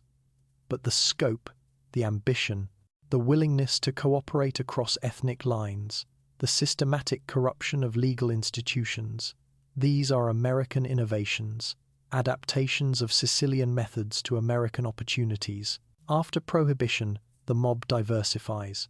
Gambling becomes a major revenue source, bookmaking on sports, numbers running, casino operations, labor racketeering, controlling unions, extorting businesses through threat of strikes or labor troubles, loan sharking, lending money at usurious rates to people who can't get legitimate credit, prostitution, narcotics, and dozens of other illegal or semi-legal enterprises. And crucially, they invest in legitimate businesses. Restaurants, construction companies, trucking firms, laundries, nightclubs all provide legal income, opportunities for money laundering, and cover for illegal activities. The mob becomes embedded in the legitimate economy, making it harder to distinguish criminal from non-criminal enterprises. Before we continue with the evolution of organized crime, we need to remember those who fought against it. Because the story of the Black Hand and the Mafia isn't just about criminals, it's also about the police officers, prosecutors, and ordinary citizens who refused to accept criminal control of their communities. Picture Joseph Petrosino. Born in Italy in 1860, immigrated to America as a child, grew up in New York's Little Italy. He understood Italian immigrant life from the inside, the poverty, the language barriers, the distrust of authority, the code of Omertà. But he also believed in America, in law, in the possibility that justice could prevail over intimidation. He joined the New York Police Department in 1883, one of the first Italian-American officers. He faced prejudice from fellow officers who viewed Italians as inherently criminal, and distrust from the Italian community who saw police as enemies. But Petrosino persisted, building a reputation for honesty, bravery, and effectiveness. By 1900, he was famous in Little Italy. He spoke the dialect, knew the neighborhoods, cultivated informants who would talk to him when they wouldn't talk to other police. He understood how the Black Hand operated not as a single organization but as a method used by various criminals. He made hundreds of arrests, helped deport many extortionists and violent criminals back to Italy. But Petrosino also understood something that many American law enforcement officials refused to acknowledge. The criminals terrorizing Italian Americans weren't all local. Many were fugitives from Italy, men who'd committed murders or other crimes in Sicily and fled to America where Italian authorities couldn't reach them. American immigration officials didn't check criminal backgrounds effectively, so Italian criminals could simply buy passage to America and disappear into immigrant communities. Petrosino proposed traveling to Italy to research the criminal backgrounds of suspects in American Black Hand cases. If he could prove they were wanted in Italy for serious crimes, they could be deported, removing them from American streets. The New York Police Department approved the mission. In February 1909, Petrosino sailed for Italy. Imagine Petrosino in Palermo, Sicily, walking the same streets where centuries of parallel authority had created the system he was fighting in America. He met with Italian police officials, requesting records on various suspects. He investigated, asked questions, wrote reports to send back to New York, but someone learned he was there. Someone who understood that Petrosino represented a threat not just to individual criminals, but to the entire system of criminal impunity that allowed wanted men to flee to America and continue their activities. On the evening of March 12, 1909, Petrosino was walking through the Piazza Marina in Palermo. Two men approached him. They shot him 4 times at close range. He died instantly. The murder was never solved. Italian police investigated, but made no arrests. Theories abounded. Was it the Sicilian Mafia, protecting fugitives in America? Was it American criminals who'd learned of Petrosino's mission and sent word to Sicily? Was it corrupt officials threatened by Petrosino's investigations? No one knew for certain. All that was certain was that the most famous Italian-American police detective, the man who dedicated his career to fighting organized crime, died violently in the very place where that organized crime had its roots. Petrosino's funeral in New York drew over 200,000 mourners, one of the largest funerals in the city's history. Italian Americans turned out to honor a man who'd fought for their community, who'd tried to prove that Italians weren't inherently criminal, who'd died for his work. The funeral was both a memorial and a statement. The community wouldn't accept criminal domination, wouldn't let Omertà prevent justice, wouldn't let Petrosino's death be meaningless. But despite the public mourning, despite the newspaper coverage, despite the promises of justice, Petrosino's murder went unpunished, and the criminal organizations he'd fought continued to grow, evolve, and prosper. The Black Hand era was ending, but what was replacing its structured, sophisticated, deeply embedded organized crime would prove even harder to combat. Picture the 1950s and 60s. Organized crime has become a national scandal. Senate hearings, the Kefauver Committee in 1951, the McClellan Committee in 1957 and 58 exposed the extent of mob influence in unions, businesses, and politics. The hearings are televised, bringing mob bosses into American living rooms, shocking the public with revelations of corruption and violence. The federal government begins treating organized crime as a priority. The FBI, which had largely ignored the mafia for decades, begins systematic investigations. Federal prosecutors use new tools, wiretaps, surveillance, witness protection programs for informants to build cases against mob leaders. RICO laws, the Racketeer Influenced and Corrupt Organizations Act, passed in 1970, allow prosecutors to target entire criminal organizations rather than just individual crimes. This federal assault has real effects. Major bosses are convicted and imprisoned. Criminal families are disrupted. The public corruption that protected organized crime becomes riskier as investigations expose connections between mobsters and politicians. By the 1980s and 90s, American organized crime is in decline, still present, but no longer dominating illegal markets or corrupting institutions as thoroughly as it once did. But this success came slowly, over decades, requiring resources, dedication, and federal power that local police forces like Petrosino's NYPD never had.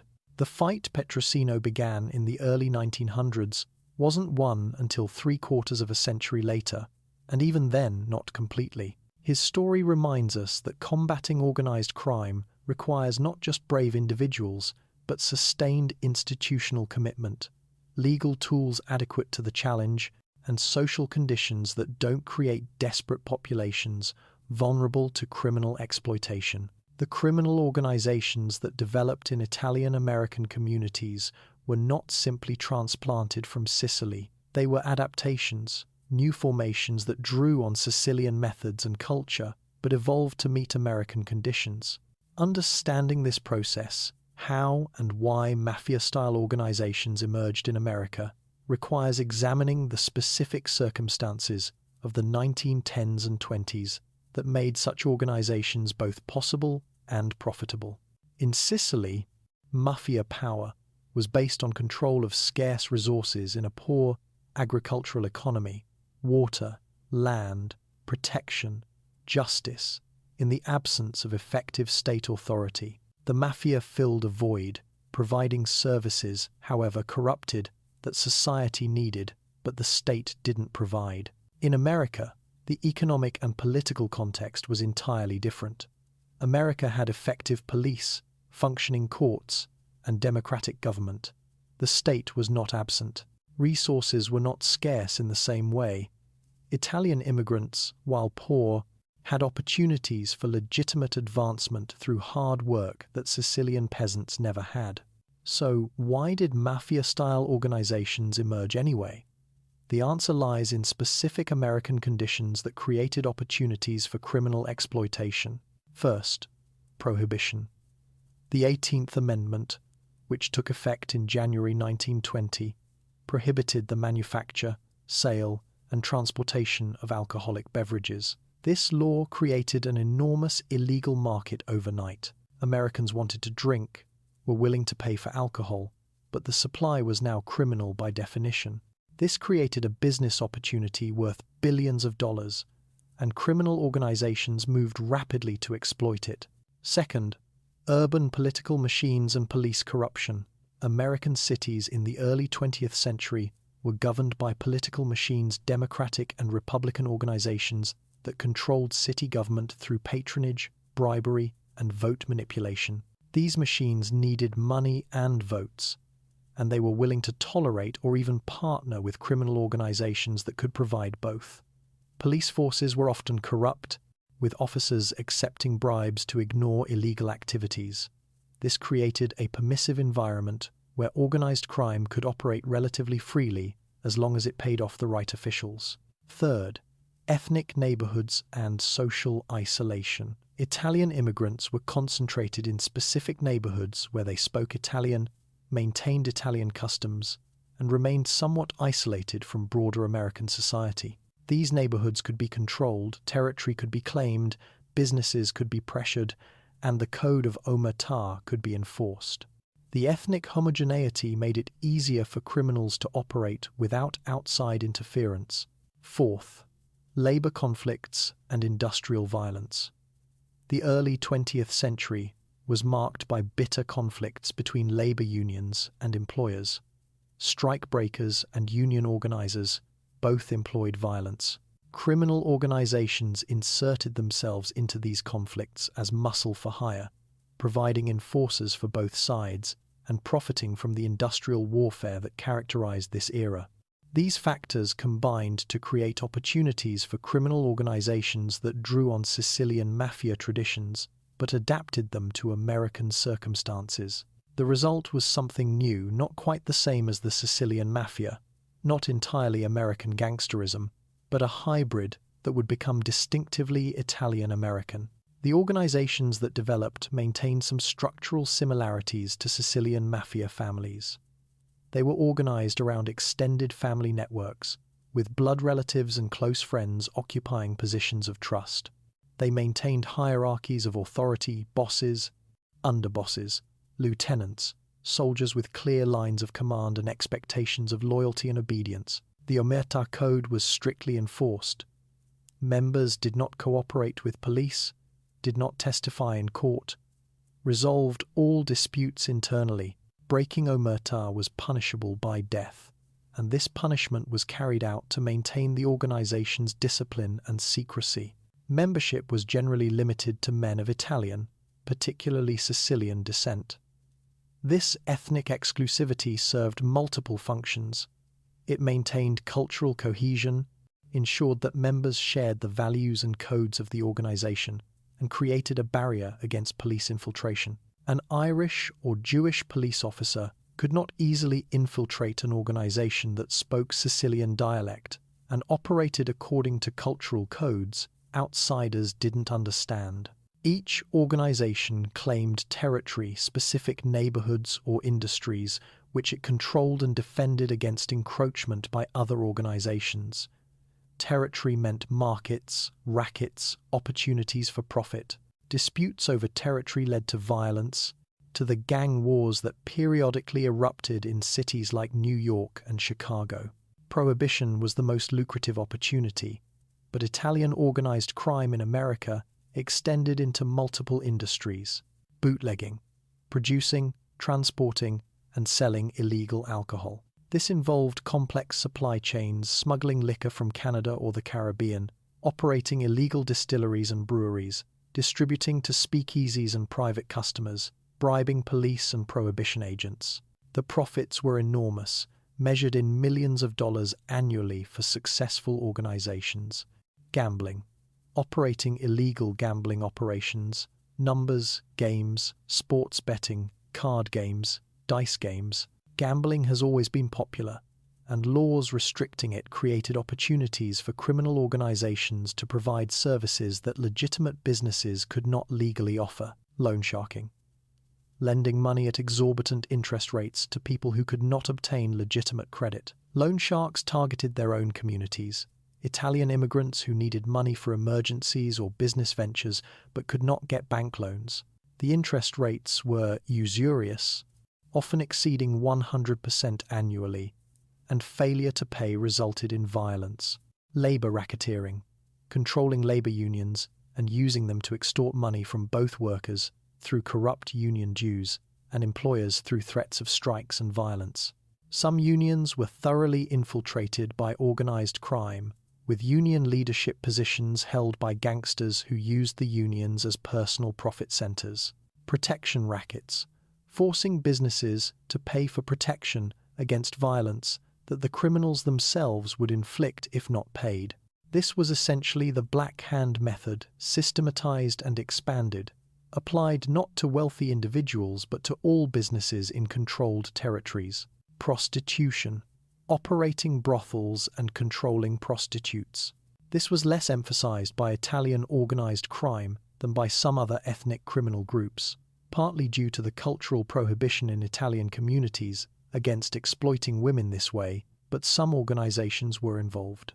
Narcotics, drug trafficking, particularly heroin and cocaine. This would become increasingly important in later decades, but in the 1920s, it was still a relatively minor part of organized crime's portfolio.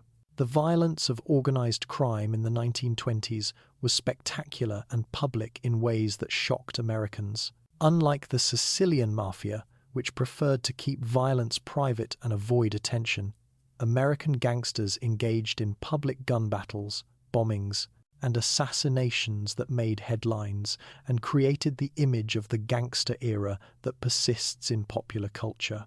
This violence had several sources. First, competition was intense. The Prohibition-era illegal economy was huge but finite, and multiple organizations competed for control. When negotiations over territory failed, violence followed. Second, Prohibition created a culture of brazenness. Since the fundamental business selling alcohol was illegal and widely tolerated, criminals felt less need to maintain low profiles. If you were already breaking the law openly by running a speakeasy, additional crimes seemed less risky. Third, some criminals enjoyed the notoriety. Figures like Al Capone in Chicago became celebrities, their names and photos in newspapers, their exploits discussed with a mixture of horror and fascination. This celebrity created a perverse incentive. Violence brought attention, and attention brought a form of power and status. The violence peaked in the late 20s. The Street Valentine's Day Massacre in Chicago in 1929, when 7 men were gunned down in a garage, became the iconic image of gangster violence. Such events created public pressure for law enforcement to crack down on organized crime and eventually contributed to the end of Prohibition in 1933. When Prohibition ended, organized crime lost its most profitable business. But the organizations didn't disappear. They adapted, diversifying into other illegal and quasi-legal activities: gambling, labor, racketeering, loan sharking, and increasingly narcotics trafficking. The organizational structures that had been built during Prohibition persisted and evolved. By the 1930s and 40s, Italian-American organized crime had become an established feature of American urban life. It operated in the shadows, less publicly violent than in the 20s, but more systematically corrupt, with deep connections to political machines and legitimate businesses. It had evolved from the crude extortion of the Black Hand era into sophisticated criminal enterprises that generated hundreds of millions of dollars annually. The organizations maintained their Italian character. Membership was still largely restricted to men of Italian descent. The code of Omertà was still enforced. Sicilian traditions and values still shaped the organizational culture, but they were now thoroughly American in their operations, fully adapted to American conditions, distinct from their Sicilian origins, while still recognizably descended from them. The presence of organized crime in Italian-American neighborhoods exacted terrible costs on the honest majority of Italian immigrants and their descendants. The stereotype of Italians as criminals was reinforced by every headline about gangsters, making it harder for law-abiding Italian-Americans to escape prejudice and discrimination. Businesses in Italian neighborhoods were forced to pay protection money, reducing their profits and sometimes driving them into bankruptcy. Young men were pressured to join criminal organizations, with violence threatened against those who refused. Women feared for their sons, knowing that involvement in organized crime often led to prison or early death. The community code of Omertà, which had served a protective function in hostile Sicily, became a trap in America. Victims of crime within the community felt they couldn't go to police without being labeled as informers. This allowed criminals to prey on their own communities with relative impunity, knowing that most victims would not cooperate with authorities. Moreover, organized crime's corruption of labor unions and political machines harmed Italian Americans by undermining the legitimate institutions that could have helped the community advance. Instead of using unions to improve working conditions and wages, corrupt leaders enriched themselves. Instead of using political organization to advocate for community interests, corrupt politicians sold out their constituents for personal profit. The vast majority of Italian Americans, the shopkeepers, construction workers, teachers, factory workers, housewives, had nothing to do with organized crime and resented being associated with it. They worked hard, raised families, contributed to their communities, and gradually built better lives. But the presence of organized crime in Italian neighborhoods and the media's obsessive focus on Italian gangsters meant that all Italian Americans lived under a cloud of suspicion that would take generations to dissipate. Italian American organized crime persisted through the middle decades of the 20th century, adapting to new conditions, surviving law enforcement crackdowns, and maintaining its presence in American cities. The Kefauver Committee hearings in the 1950s exposed the extent of organized crime and its political connections, but did not eliminate it. The Appalachian Meeting in 1957, where dozens of organized crime bosses from across the country gathered in upstate New York, only to be discovered and scattered by police, demonstrated that national coordination existed among organizations. But by the late 20th century, several factors combined to weaken Italian-American organized crime significantly. Federal law enforcement, particularly through the RICO Racketeer Influenced and Corrupt Organizations Act, passed in 1970, gained powerful tools to prosecute entire organizations rather than just individual criminals. Major prosecutions in the 1980s and 90s imprisoned numerous bosses and disrupted organizational structures. Perhaps more importantly, Italian Americans themselves had largely moved out of the ethnic neighborhoods, had integrated into mainstream American society, had achieved educational and economic success that made organized crime less necessary and less tolerated within the community. The social conditions that had made mafia-style organizations possible, ethnic isolation, economic desperation, political exclusion, had largely disappeared by the end of the 20th century. The Italian-American experience with organized crime was a dark chapter in the broader story of Italian immigration and integration. It demonstrated how social conditions, poverty, discrimination, the absence of legitimate opportunities can create space for criminal organizations to emerge and thrive. But it also demonstrated resilience, as the vast majority of Italian Americans succeeded in building better lives despite the presence of organized crime in their communities and despite the stereotypes and prejudice that association created. Picture the factors that led to organized crime's decline, because understanding why the mafia weakened tells us much about what made it strong in the first place. First, assimilation. The Italian immigrants of the early 20th century lived in ethnic enclaves, spoke Italian at home, maintained Sicilian customs and values, but their children and grandchildren became Americans. They attended American schools, spoke English fluently, married outside the Italian community, moved to suburbs. As Italian Americans assimilated into mainstream American society, the cultural foundations that supported organized crime eroded. The Code of Omertà made sense in Sicily, where cooperating with foreign rulers meant betraying your community. It made some sense in early 20th century America, where Italian immigrants distrusted police and courts. But third and fourth generation Italian Americans see police as protectors, not enemies. Courts as sources of justice, not oppression. Cooperation with authorities isn't betrayal, it's civic duty.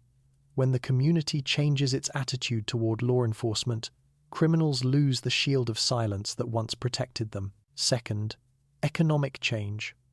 Organized crime thrived when Italian Americans were poor, concentrated in urban neighborhoods, excluded from legitimate economic opportunities. But by the 1970s and 80s, Italian Americans had achieved economic success. They owned businesses, held professional positions, lived in middle-class comfort. Why would successful business people tolerate criminals extorting their businesses or corrupting their neighborhoods? The community that once tolerated organized crime because it had no alternatives now had alternatives and demanded legitimate governance. Third, social change. The immigrant neighborhoods where the mafia was rooted were disappearing. Urban renewal demolished many tenement districts.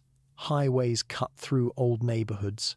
Residents moved to suburbs. The dense urban enclaves where everyone knew everyone where mob leaders could monitor their territories and enforce their rules, were replaced by dispersed suburban communities where traditional mob control mechanisms didn't work. Fourth, competition. Traditional mob businesses faced competition from new criminal organizations, street gangs, drug cartels, motorcycle gangs, Russian and Chinese organized crime groups, all moved into markets the Italian Mafia once dominated, and these new groups often used more violence, cared less about community relationships, operated with different cultural codes. The Mafia's traditional advantages, community connections, Omertà, respected leadership, meant less against competitors who didn't share those values. Fifth, legitimate alternatives. Gambling, once a mob monopoly, became increasingly legal state lotteries, legal casinos in Atlantic City and Las Vegas, Native American casino operations. Union corruption, once a major mob revenue source, faced federal oversight and reform. Loan sharking competed with credit cards and legitimate payday lenders. Many traditional mob businesses either became legal or faced legitimate competition that reduced criminal profits. Picture the legal assault that broke the back of New York's organized crime families in the 1980s. The RICO Act, racketeer, influenced, and corrupt organizations, passed in 1970, gave prosecutors a powerful new weapon. Instead of charging individual crimes, they could charge participation in a criminal enterprise.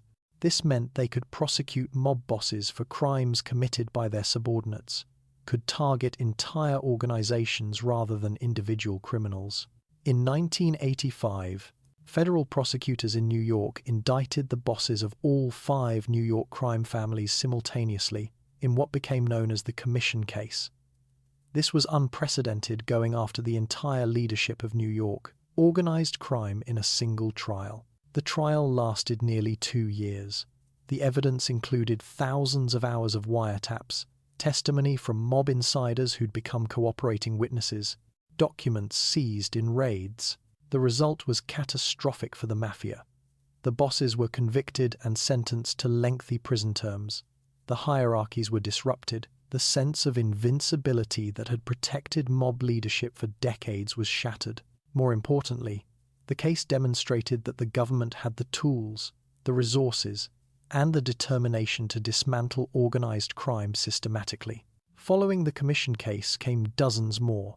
Prosecutors across the country brought RICO cases against local crime families. FBI agents cultivated informants, offering witness protection and reduced sentences in exchange for testimony. Electronic surveillance captured thousands of conversations, providing evidence of criminal conspiracy. Money laundering investigations traced illicit funds through complex financial networks. Perhaps most devastating was the breakdown of Omertà.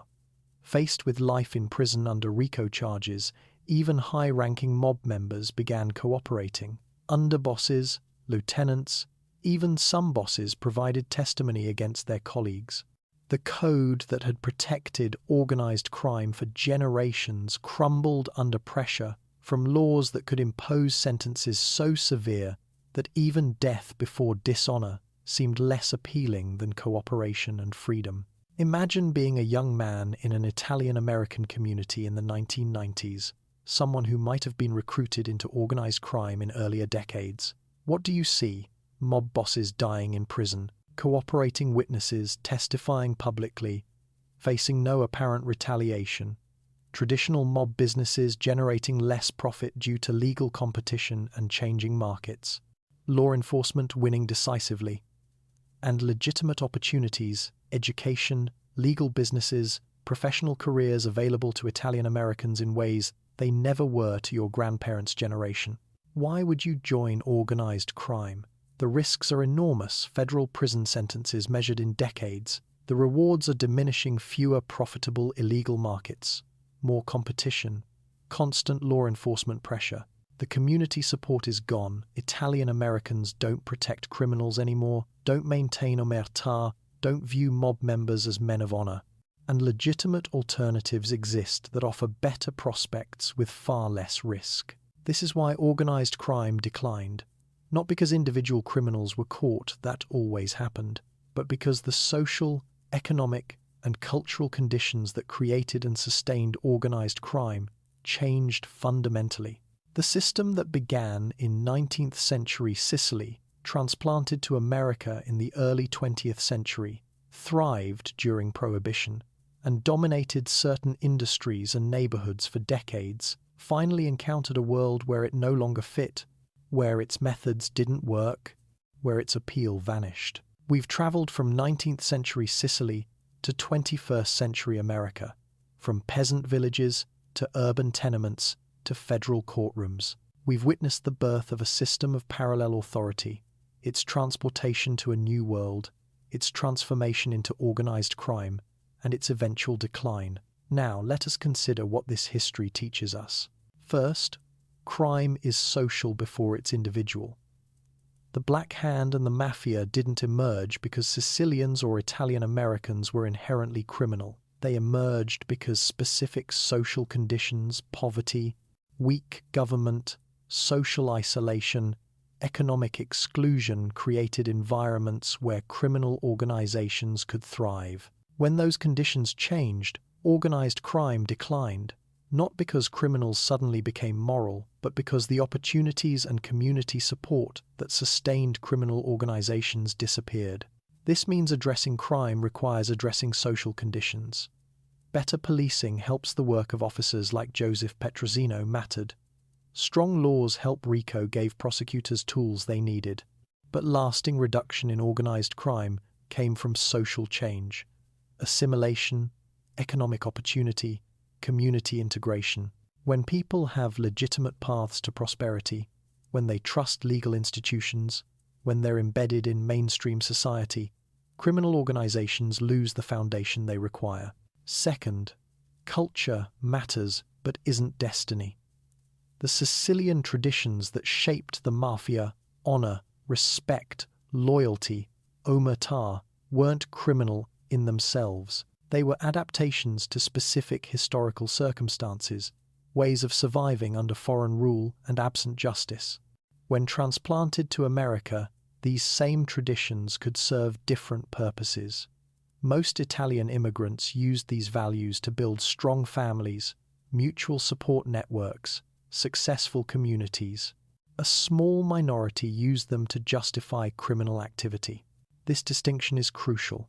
Millions of Italian immigrants and their descendants lived honest, productive lives. The criminal minority received disproportionate attention, creating stereotypes that harmed innocent people.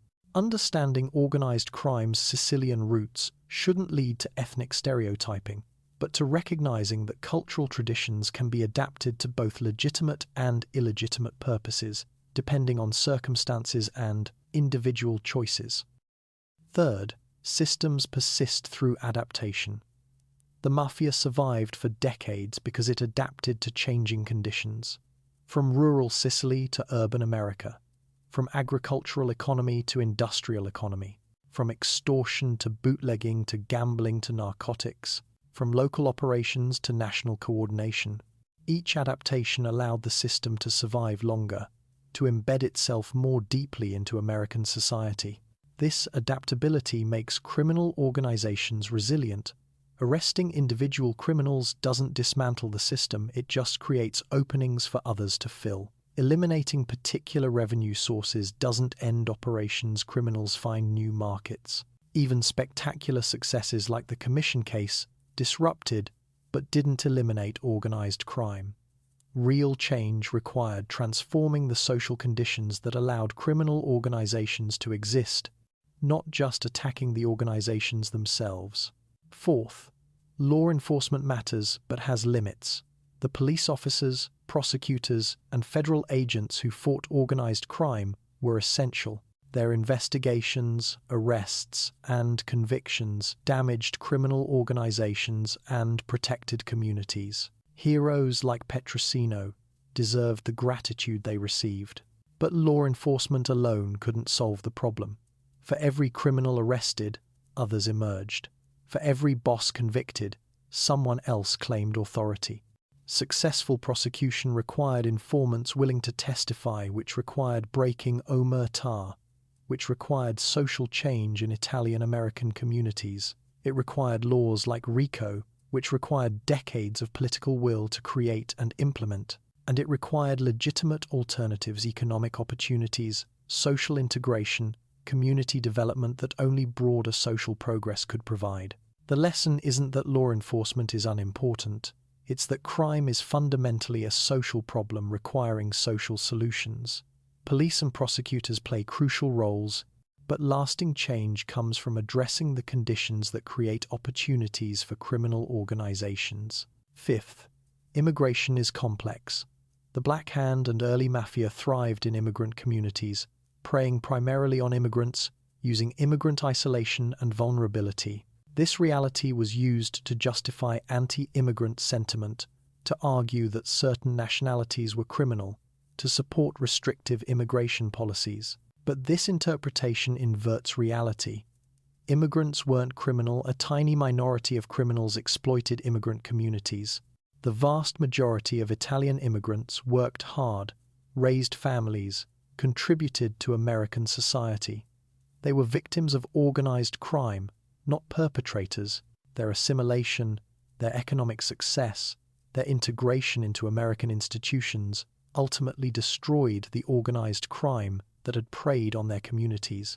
The story of the Black Hand is simultaneously a story about crime and a story about immigration. It reminds us that immigrant communities face unique vulnerabilities, language barriers, cultural isolation, distrust of unfamiliar institutions that criminals can exploit. But it also demonstrates that these vulnerabilities are temporary, that assimilation and integration solve problems that law enforcement alone cannot, that immigrant communities deserve support rather than suspicion. Sixth, symbols matter. The Black Hand was mostly a method, not an organization, but the symbol created fear disproportionate to reality. The belief in a vast criminal conspiracy made individual extortionists more frightening, made resistance seem futile, made victims more compliant. And when the Black Hand era ended, the symbol of the Mafia served similar purposes. The belief in omnipowerful criminal organizations made those organizations seem more powerful than they perhaps were. This doesn't mean organized crime wasn't real or dangerous. It means that understanding crime requires separating reality from mythology.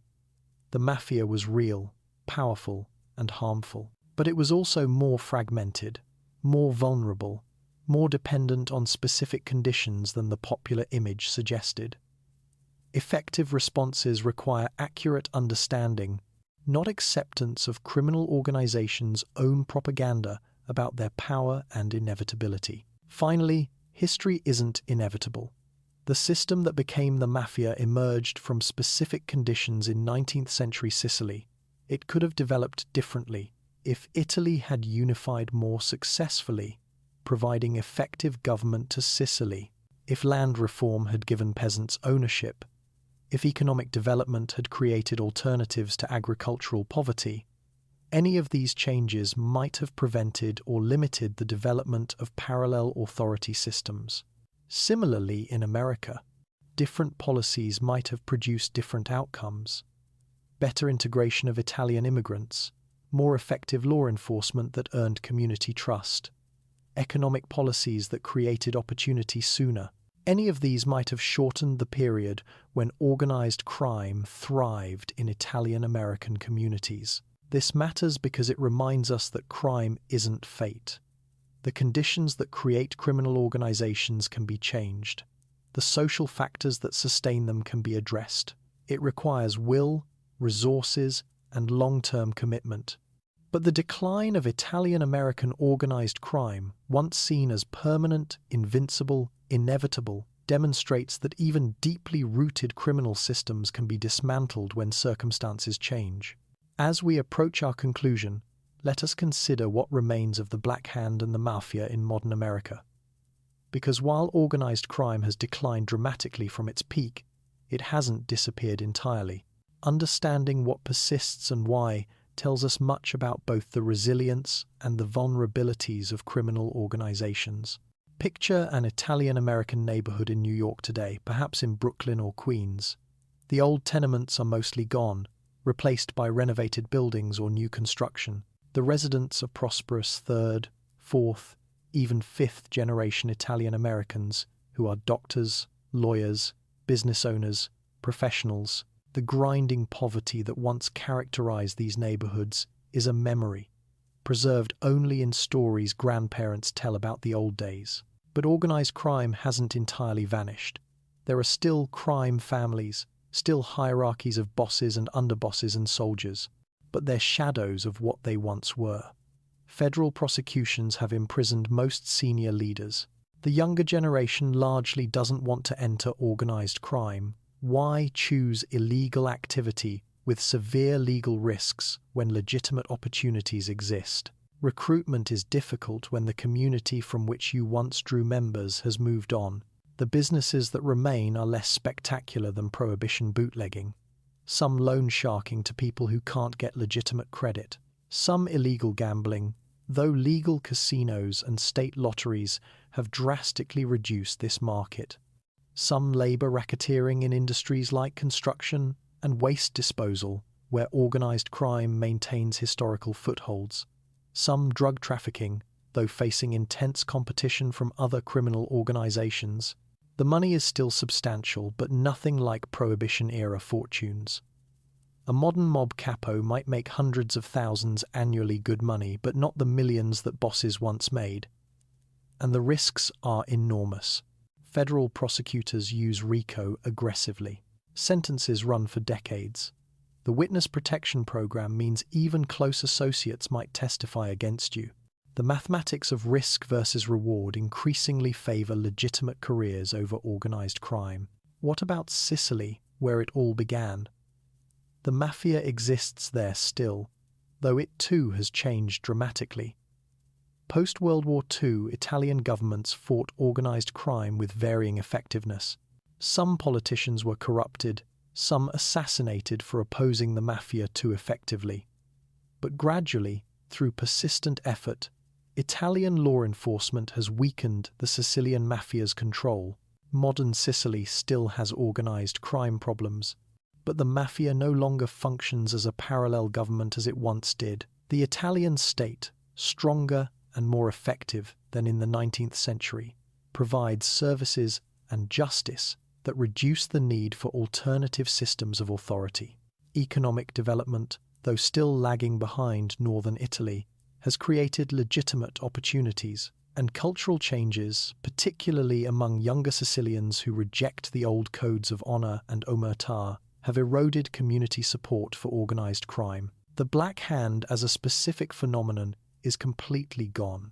No one receives extortion letters stamped with Black Hand symbols anymore. The crude, opportunistic extortion that terrorized Italian-American communities in the early 20th century has no place in modern America, where law enforcement is more effective, where communities don't maintain omertà, where the social conditions that enabled such crime have disappeared. But the story itself persists. In movies, television shows, books, and popular culture, the mafia occupies a prominent place in American mythology. The Godfather films, The Sopranos, countless other depictions have made Italian-American organized crime a cultural touchstone. This cultural persistence is interesting. It says something about American fascination with crime, with the outlaw, with the notion of honor among thieves. Italian-Americans have complex feelings about this cultural legacy. Pride in their immigrant ancestors' achievements coexists with frustration that Italian-American identity remains associated with organized crime in popular imagination, despite the tiny minority who are ever involved in criminal activity. The stereotyping persists, even as the reality that generated it has largely disappeared.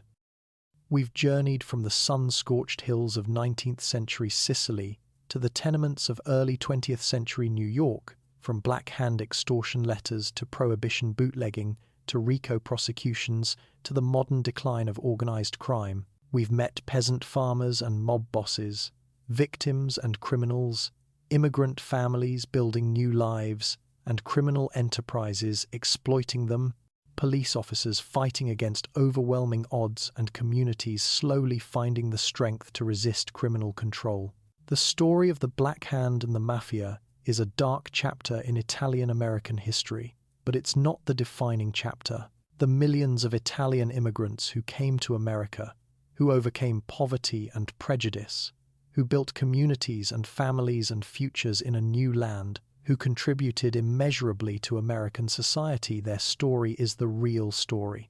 The criminals were always a tiny minority, spectacular in their violence and greed, but unrepresentative of the community they claim to represent.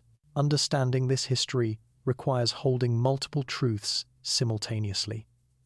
Organized crime was real, dangerous, and deeply harmful. The systems of honor and respect that Sicilian immigrants brought to America could be twisted to serve criminal purposes. Law enforcement faced enormous challenges in fighting criminal organizations, protected by community silence and official corruption. But also, Italian immigrants were primarily victims, not perpetrators. The community's eventual rejection of organized crime was more important than any law enforcement victory. The decline of the mafia demonstrates that social change can solve problems that seem intractable, that cultures can evolve, that even deeply rooted criminal traditions can be overcome when circumstances change. The Black Hand symbol, that crude image stamped on extortion letters, represented terror and exploitation, preying on the vulnerable, corrupting communities, enriching criminals at enormous cost to their victims. But it also represented something that could be defeated, a system that depended on specific conditions and lost power when those conditions changed. A dark chapter that closed when light finally reached the communities it had terrorized. Thank you for joining me on this journey through the origins of organized crime, from Sicily to America, from the 19th century to the present. I hope this exploration of how criminal systems emerge from social conditions, adapt to new environments, and eventually decline when circumstances change has brought both understanding and contemplation to your evening. The story reminds us that crime isn't individual pathology, but social phenomenon, that addressing crime requires addressing the conditions that enable it, that even seemingly permanent problems can be solved through patience, determination, and fundamental social change. Until our next journey into history's complexities, I wish you calm reflections and peaceful rest. Good night.